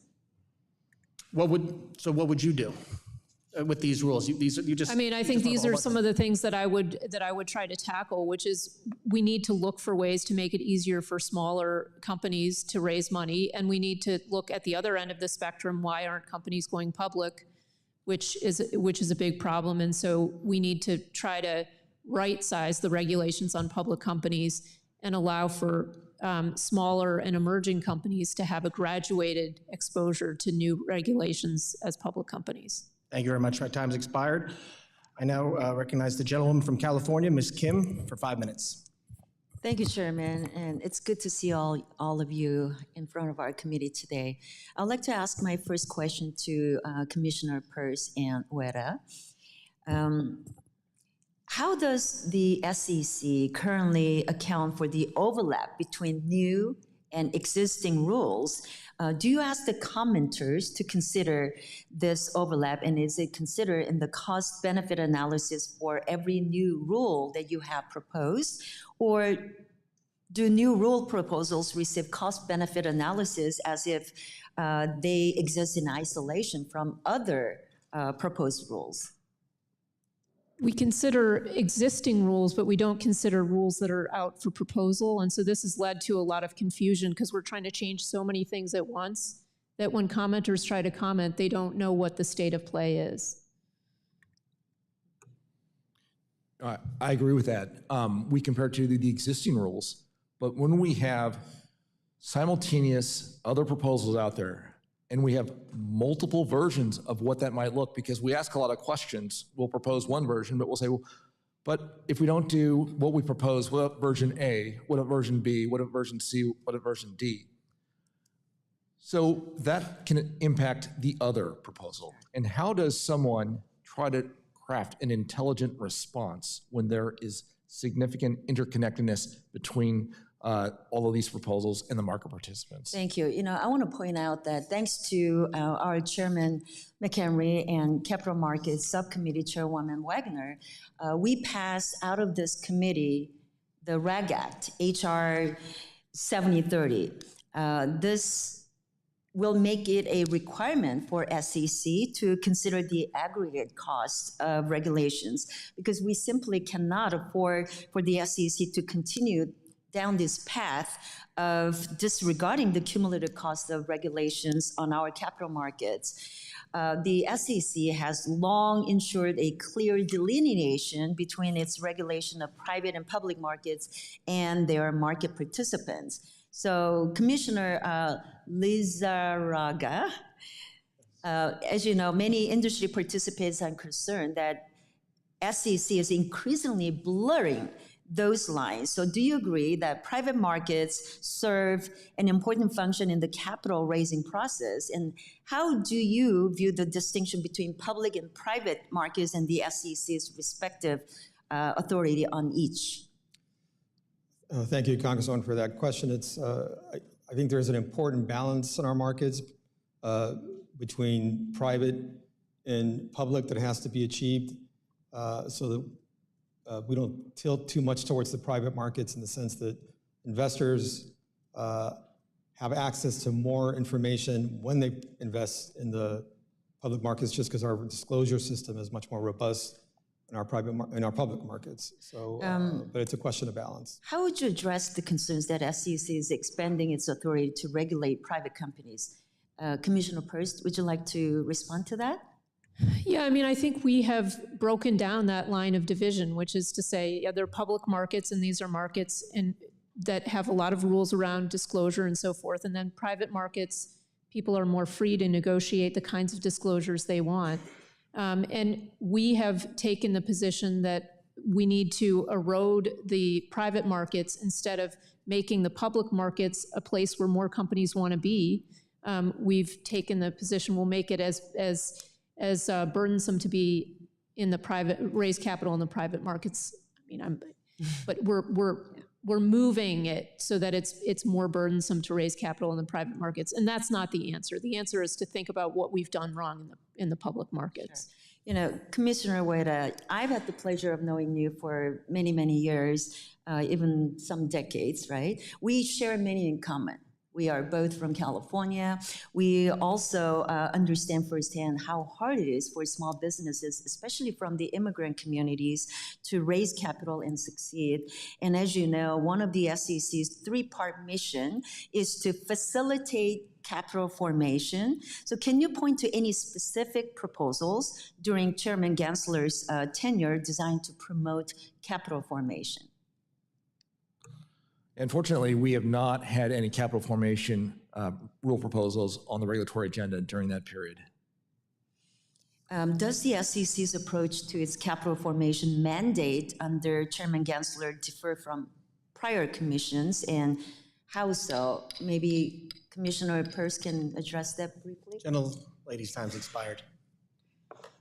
Gentleman from Florida, Mr. Donalds, is now recognized for 5 minutes. Thank you, Chairman. Commissioner Ueda, in October of 2021, the special purpose acquisition company Digital World Acquisition Corporation announced plans to merge with former President Trump's newly formed media company, Trump Media and Technology Group. The SEC then brought its first ever enforcement action against a special purpose acquisition company using a novel legal theory, coincidentally a month later, after Senator Warren urged the SEC to investigate the merger. It's also worth noting that in addition to Chairman Gensler's role as CFO of the then Hillary Clinton presidential campaign, the former head of enforcement at the SEC was married to Peter Strzok, the current director of enforcement, repeatedly targeted the Trump administration as Attorney General of New Jersey, and the current general counsel at the SEC, Ms. Megan Barbero, litigated both impeachments against President Trump from former Speaker Pelosi. This seems yet another instance of the Biden-Harris's administration of lawfare against former President Trump. Commissioner Ueda, according to the SEC public records, you voted against the July 2023 settlement agreement between the SEC and Digital World Acquisition Corp., which fined DWAC for $18 million. Can you elaborate on your decision to vote against the settlement agreement? I was particularly concerned and had problems with the penalty that was being imposed. The way the penalty was structured, the only time the penalty would be imposed is if the SPAC went through with the merger with Trump Media. In other words, the very people who we claim to be protecting, the investors in that entity, would be the ones who would have to foot the bill and pay that civil penalty. And for that reason, I had strong objections to the settlement. Okay, well, thank you for that. I appreciate that. Commissioner Peirce, as a regulatory sandbox advocate, if you listen to these hearings enough, I think that's where we should be moving a lot of our regulatory environment into a sandbox model. How would a digital asset sandbox function within the language of the Fit for the 21st Century Act? I mean, I think what it would allow is for people to come in on a small scale and try things. And so the come in and register that you've heard from the SEC a lot could be brought to life, because people could actually come in, say, these are the conditions that we're going to comply with, and they could go out and try something. They wouldn't have to wait to get through an SEC approval process that never finishes. Okay, well, I appreciate that. Thank you for that. Commissioner Crenshaw, in 2021, you published a statement where you emphasized the need for the DeFi industry and the SEC to collaborate to bring DeFi into the regulatory perimeter in a way that balances innovation and with investor protection. Would you characterize the SEC's current approach to DeFi as collaborative thus far? Well, thank you. I think there's been a lot of rhetoric on both sides. But what I would really like to see is getting down to brass tacks and a practical application. And I have asked for folks to bring in pen to paper where you're finding challenges. They know their industry and their business model better than we ever can. And so what I would really like to see is pen to paper where you're having challenges. And with that, I think staff would be for it, and I certainly know that my office would look at it and look to see how we can move forward. And I think we could. I think there's a lot of flexibility under the existing regime where there are ways to move forward. Okay, thank you. Commissioner Ueda, I want to go back to you because I know what you said earlier. You thought that the settlement was frankly unfair to the investors that the SEC is somewhat charged with protecting. Did you find that this entire process to move towards a settlement was outside the norm of the SEC's operations in previous years? And what I mean by that, and let me clarify, what I mean by that is, would the SEC engage in the same type of novel theory if it was dealing with any other enterprise that did not include former President Trump? That's a good question. I don't know the answer to that. Well, hold on to that. Absolutely. Mr. Gensler? Absolutely. It was following the facts and the law, and there was disclosure violations, and we worked through those with the company, Digital World Acquisition Company, and had a resolution of it, a settlement. Okay, thank you. Gentleman's time has expired. We're going to recess for votes. We expect members to come back right after. The committee stands in recess.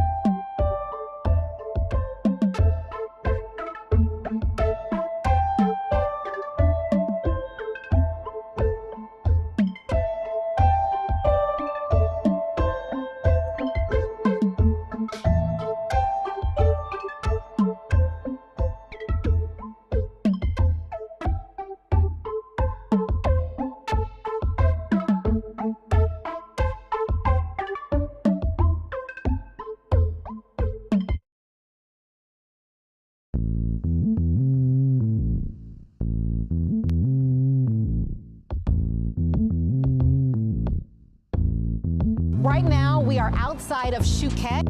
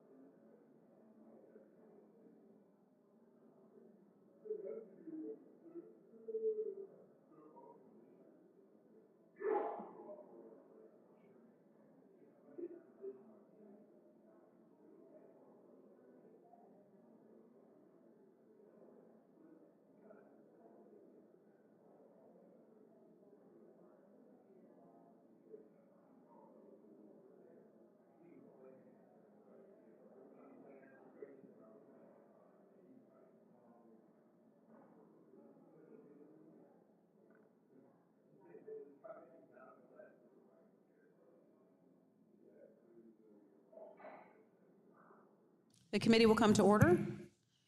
The gentleman from South Carolina, Mr. Timmons, is now recognized for 5 minutes. Thank you, Madam Chair, and thank you to the witnesses for being here today. Commissioner Purse, in the interest of time, please do your best to answer the following questions in a yes-no format.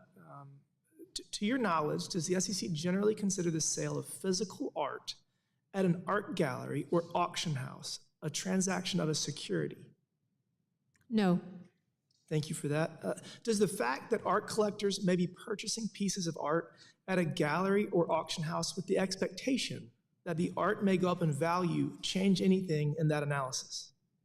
No.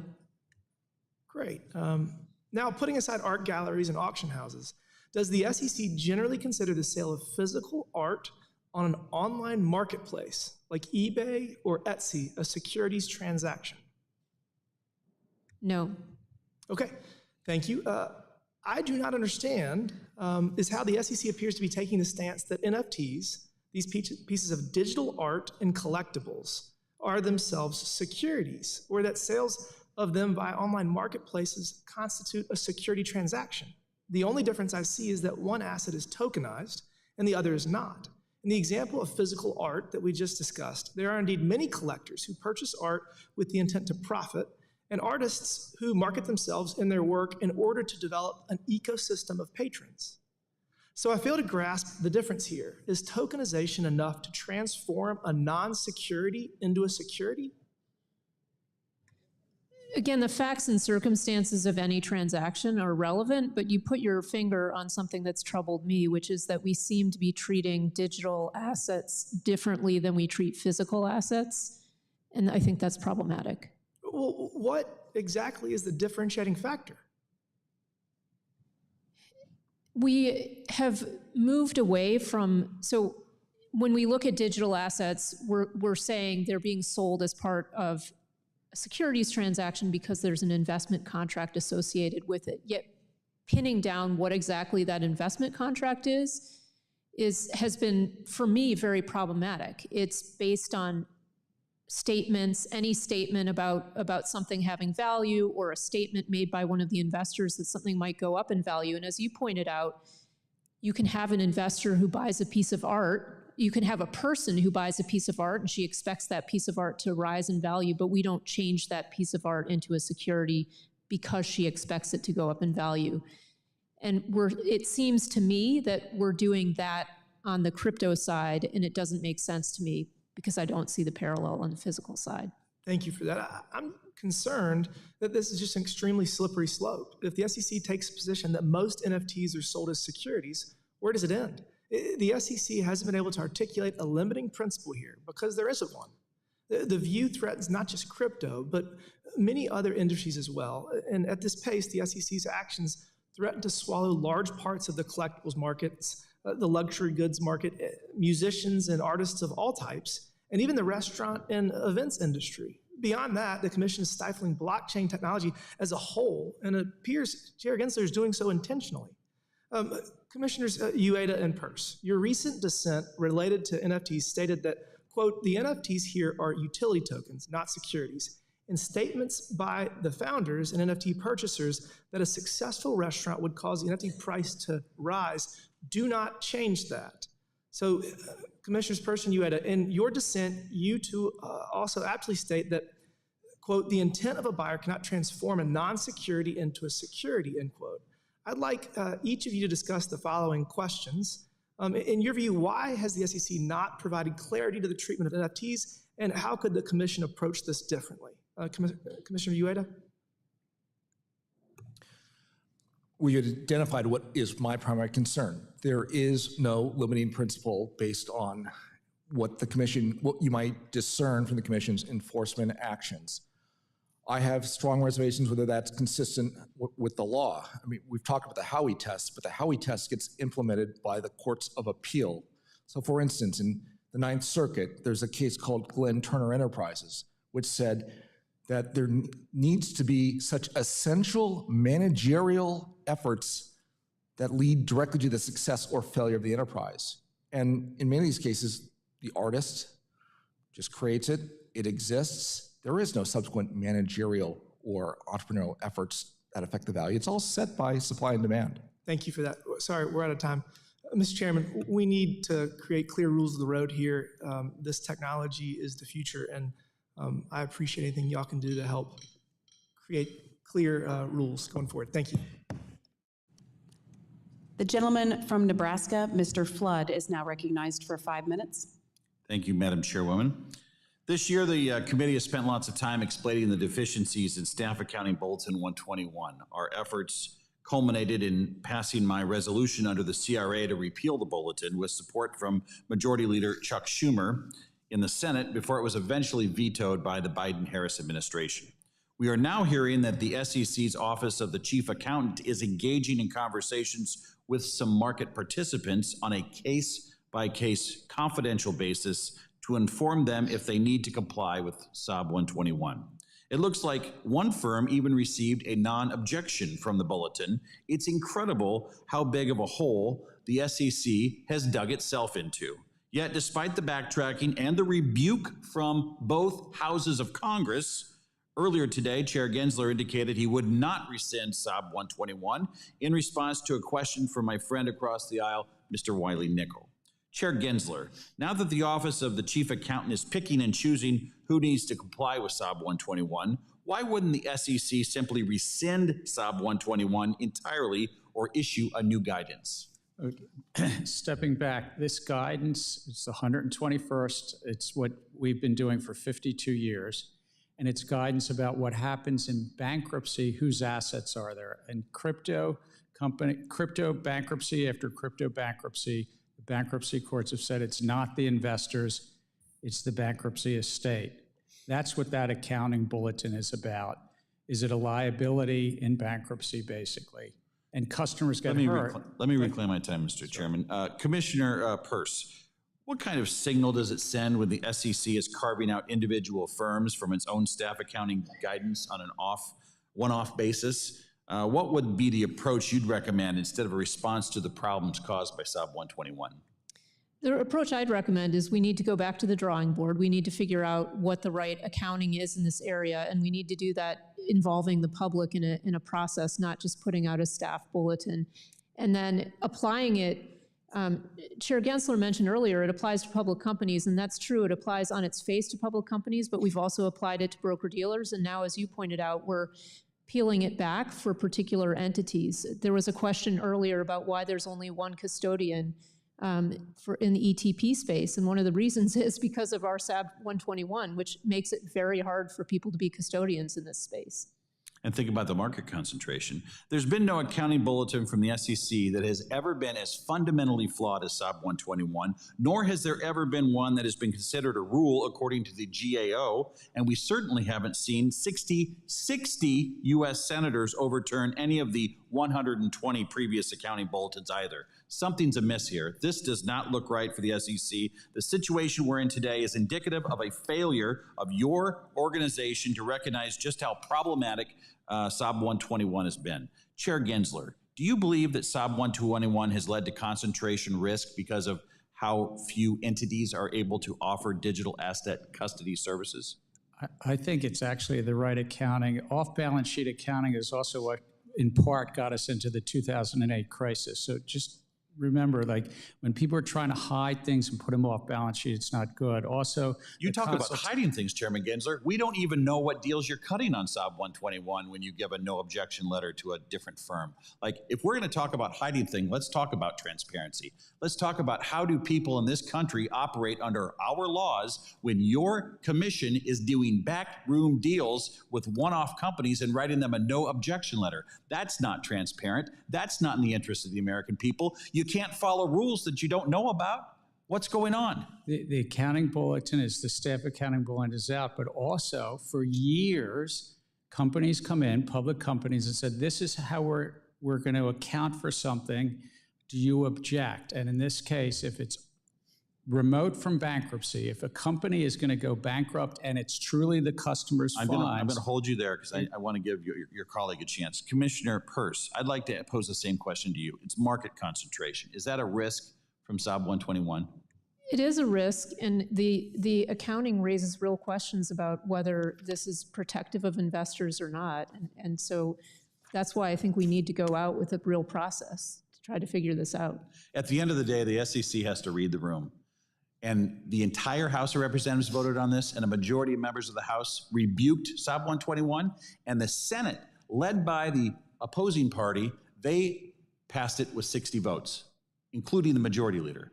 This is not a good look for the SEC. This should go away. This is bad policy. With that, I yield back. Thank you, Mr. Flood. The gentleman from New York, Mr. Lawler, is now recognized for 5 minutes.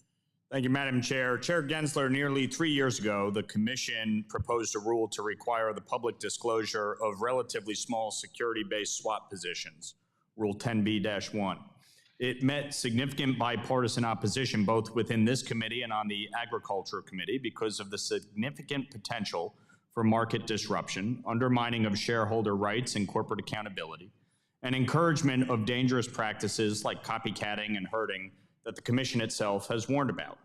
Given the lack of statutory authority to proceed with such a proposal, its near certainty of being overturned in the courts, and the vast bipartisan opposition, are you willing to confirm, yes or no, that you do not intend to proceed with this harmful proposal that would waste Commission resources and undermine its future authority?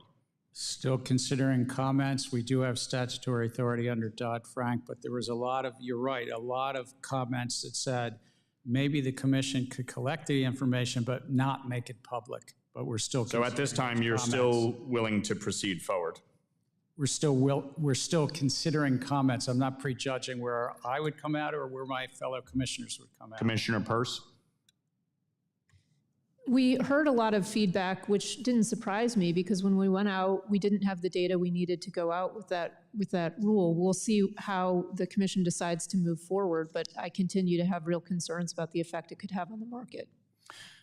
Chair Gensler, looking back on your tenure at the SEC, your approach has focused more on quantity than on quality.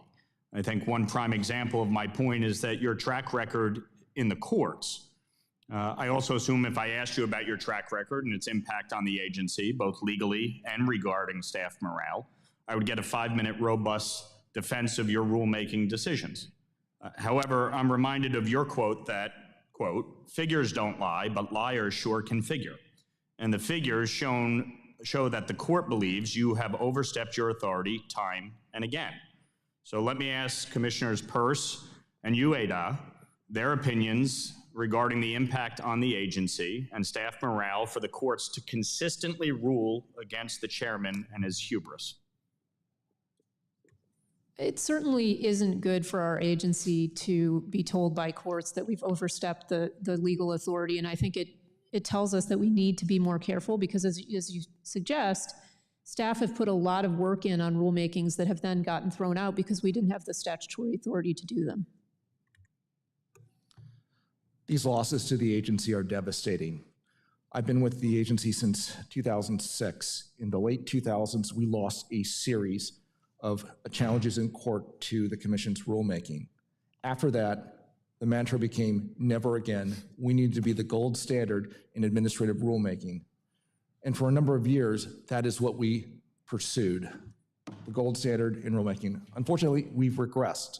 It is now do what you need to, that is the minimum required by law. That's why we're doing 30-day comment periods, not because it makes sense to have 60 days, which is what has been ingrained in me that entire 18 years is you start at 60 days minimum for a comment period.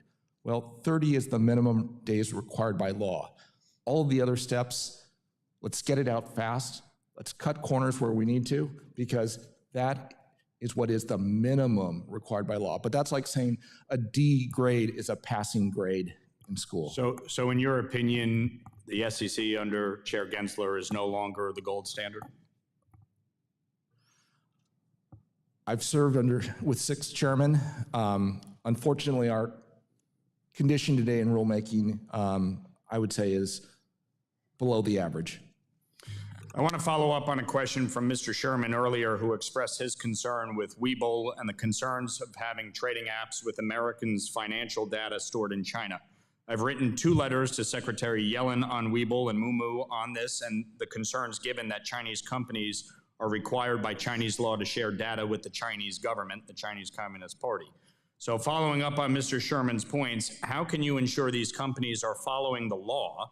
And how can you be confident the information is not available, given that Chinese companies are required by Chinese law to share data with the Chinese government? Commissioner Peirce and Commissioner Ueda?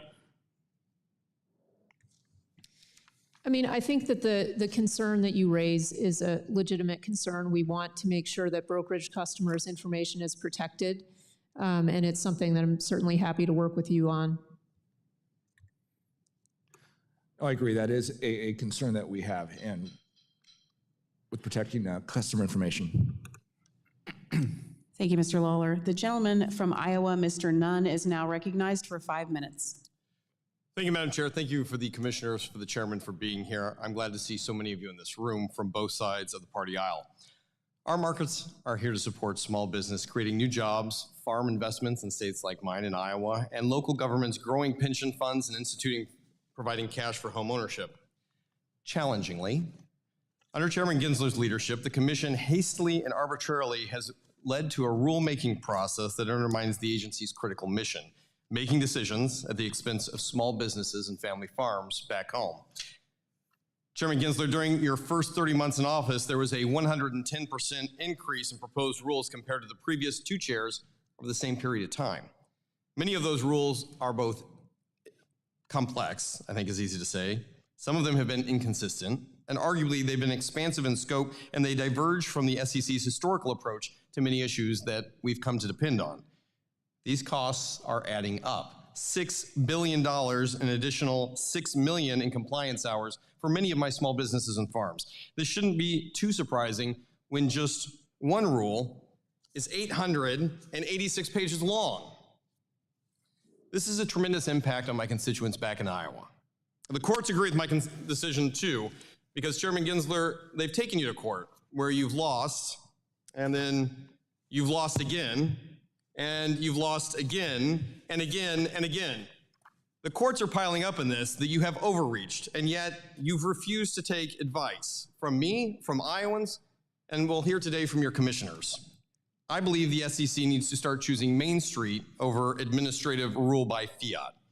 So Commissioner Uday, since Chairman Gensler has not answered the request that I have in the letter that we sent to him on June the 13th, signed by many of my colleagues on both sides of the aisle, I'd like to start with you.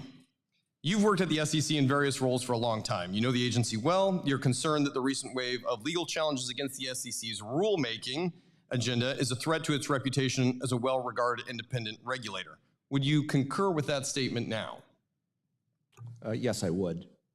From that, does the overregulation coming from the SEC put not only its reputational brand damage at risk, but cause a harm to the people impacted by it, whether it be a small business, a farm, or others?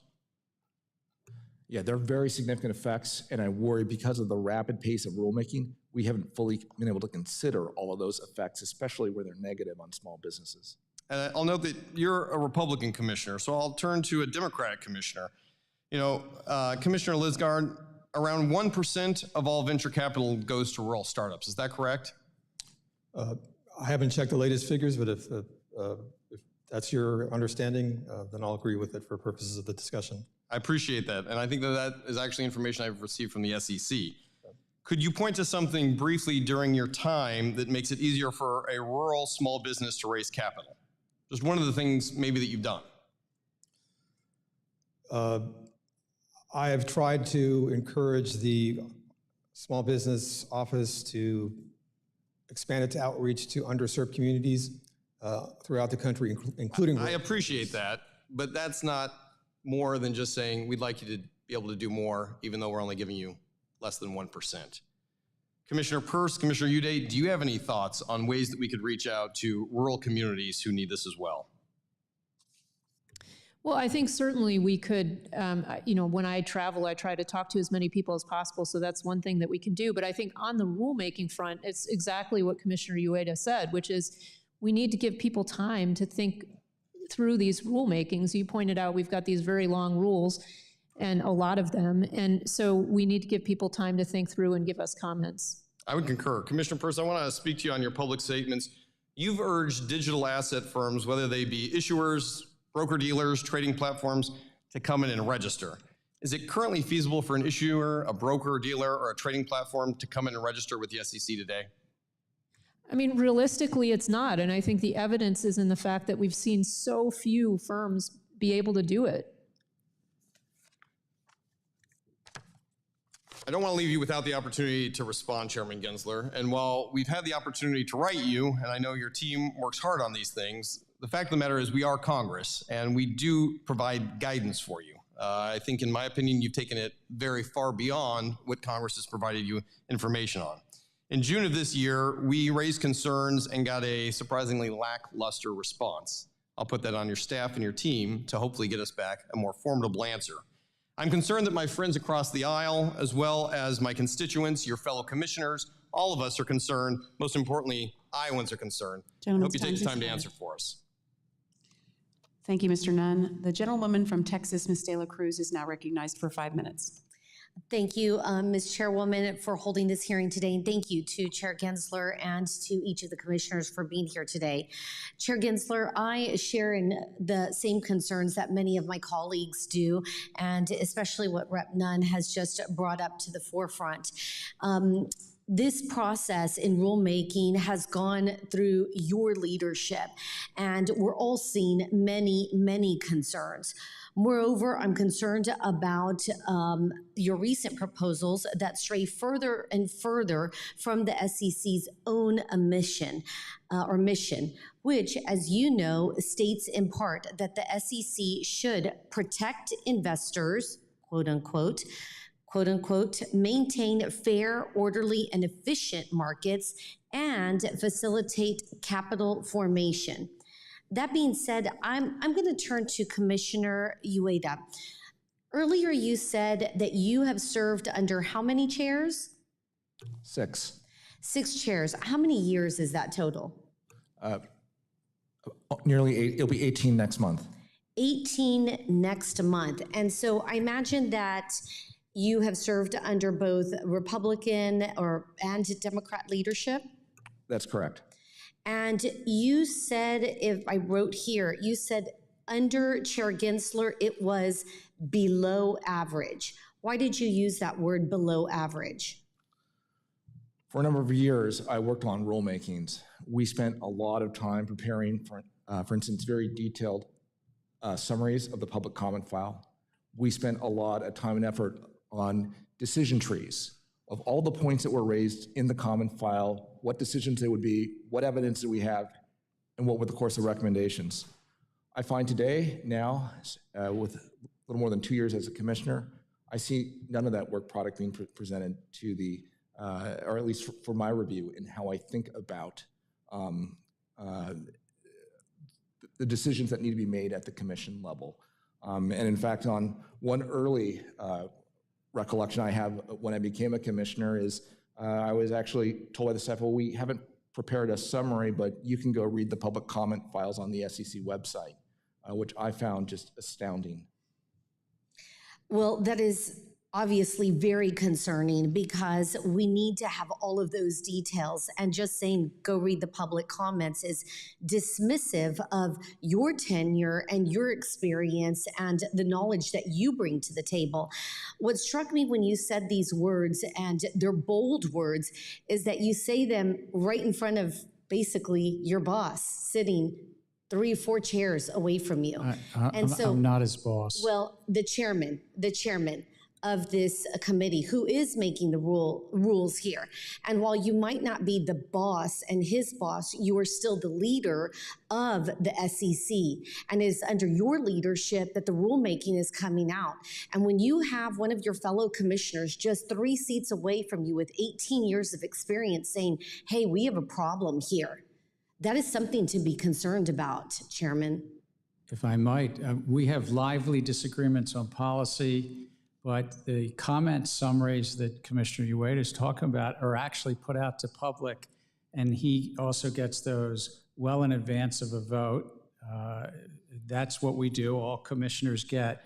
And sometimes the reason that these things are 800 and 900 pages long is because we summarize all of those comments and pull them into a file that commissioners get. Reclaiming my time. And reclaiming my time. on. And what I would say with that is this commissioner has 18 years of experience, so it's not his first rodeo to work under you. And it seems to me that he would have the experience to be able to look through those files and through those reports to be able to give substance in a comment. Would you like to comment back to that, Commissioner Ueda? Well, I know the staff does a lot of work, but it is one where, in my experience as commissioner, I am getting, at least initially, some very highly summarized documentation as to what's in the common file. Now, it is correct, we do have an extensive amount of discussion in our final rule, but that comes at the very end of the process. You need to make early decisions as to where you might be thinking and where you land. And that occurs, I would say, if not weeks, months before these proposals ever get fully baked. When I hear what you're saying, I think highly summarized means little fact or very vague, and it's difficult to make a decision with that kind of information. I yield back. Thank you, Ms. De La Cruz. I now recognize myself for 5 minutes. Thank you to the ranking member, Waters, and to the commissioners for your testimony today. I'm going to start with just some commentary. Chair Gensler, under your leadership, the SEC has become less transparent, less objective, and more political than at any point in recent memory. We need a commission that advocates for more options for investors, not fewer. It's my hope and the hope of many of my colleagues who you've heard from today that we see the SEC cease with its partisan rulemaking and return to its statutory mission as an advocate for investors and our capital markets alike. I'd like to follow up on an exchange with Congressman Rose. The chair and the special purpose broker-dealer's statement was clear. SPBD cannot custody non-security digital assets. Additionally, the proposals to list and trade exchange-traded products could not have been approved as filed if it had been determined that Ether was a security. Commissioner Peirce, as part of a recent settlement, a firm was required to delist the digital assets that the SEC considers securities.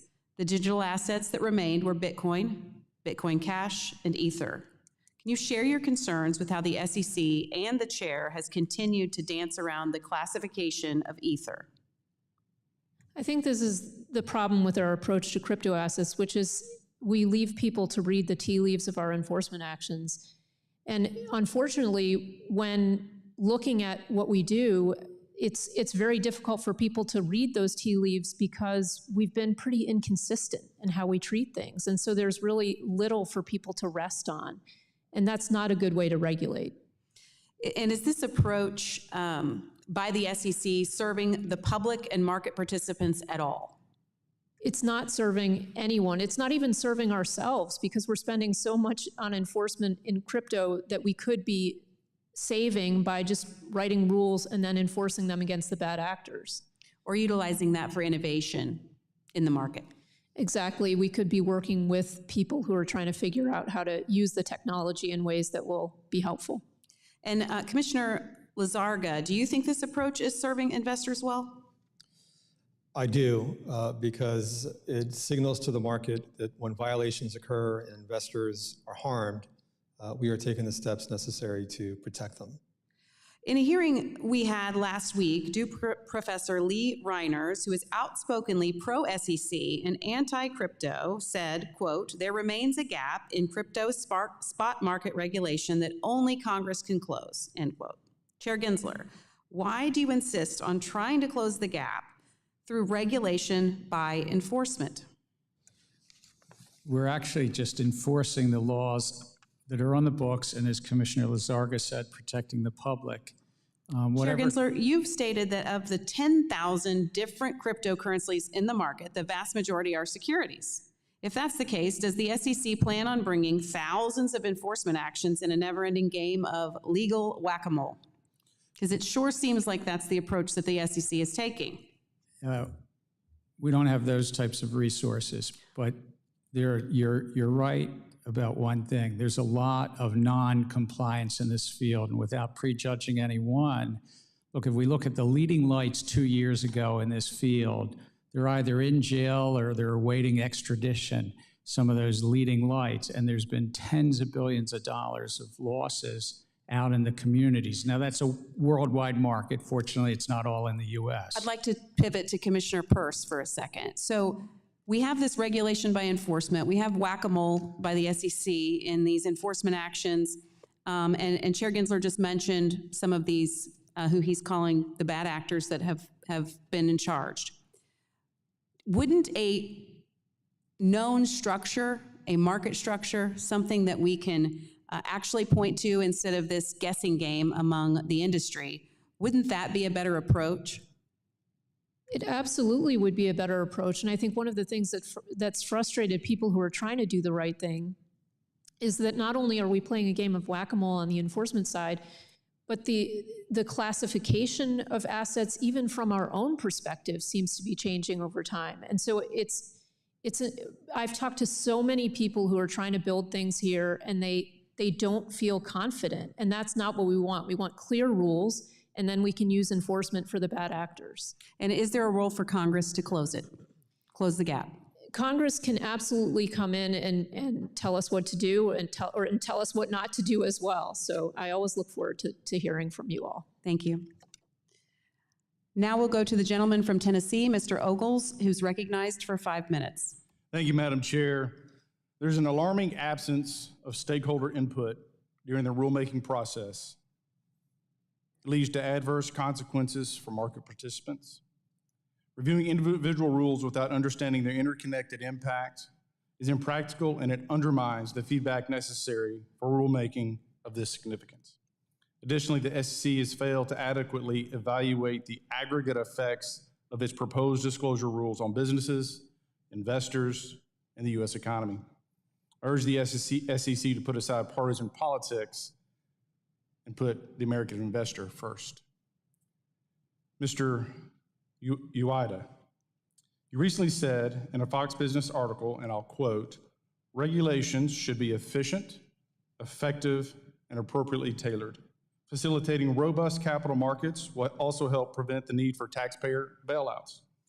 These are some common sense goals that President Trump adopted during his first term through an executive order outlining his core principles on regulating the U.S. financial system. Can you please elaborate on that? And also, how do we get back to that gold standard that you mentioned? The capital markets are one of America's crown jewels. We need to be very methodical and thoughtful as we regulate. We have what I believe are the finest markets in the world right now. Under President Trump, he issued an executive order which set forth his core principles for how we should think about financial regulation, a number of which you just read.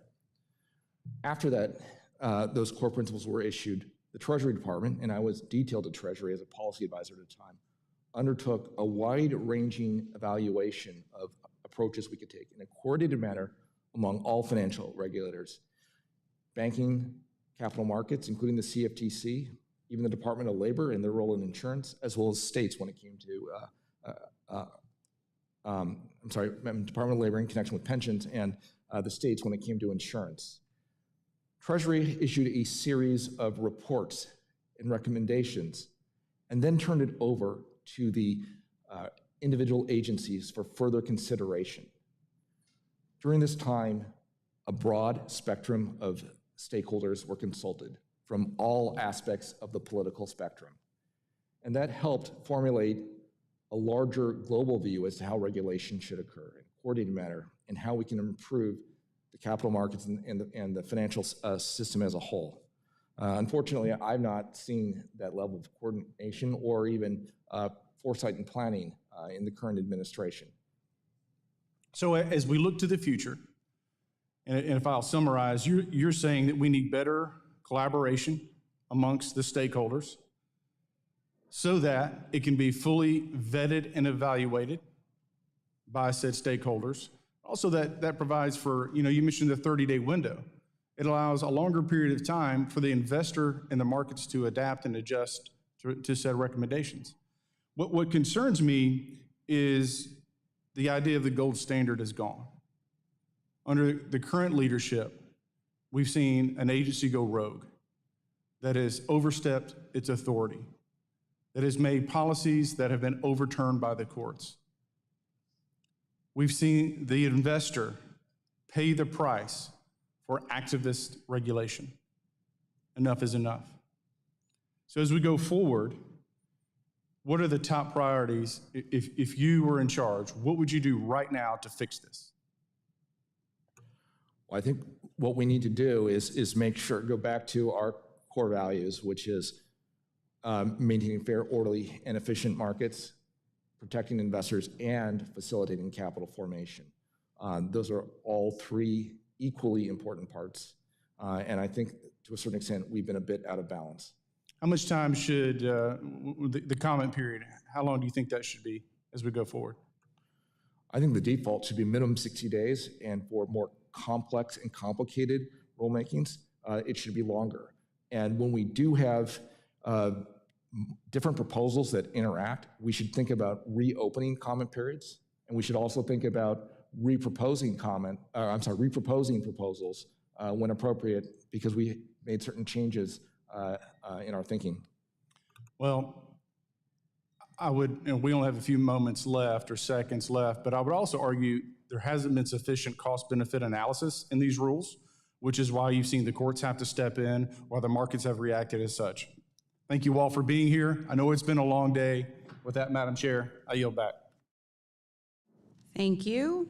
I'd like to thank Chair Gensler, Commissioners Crenshaw, Lizarraga, Peirce, Ueda for your testimony today. Without objection, all members will have 5 legislative days within which to submit additional written questions for the witnesses to the chair. The questions will be forwarded to the witnesses for a response. I ask our witnesses to respond as soon as possible, but no later than October 30th.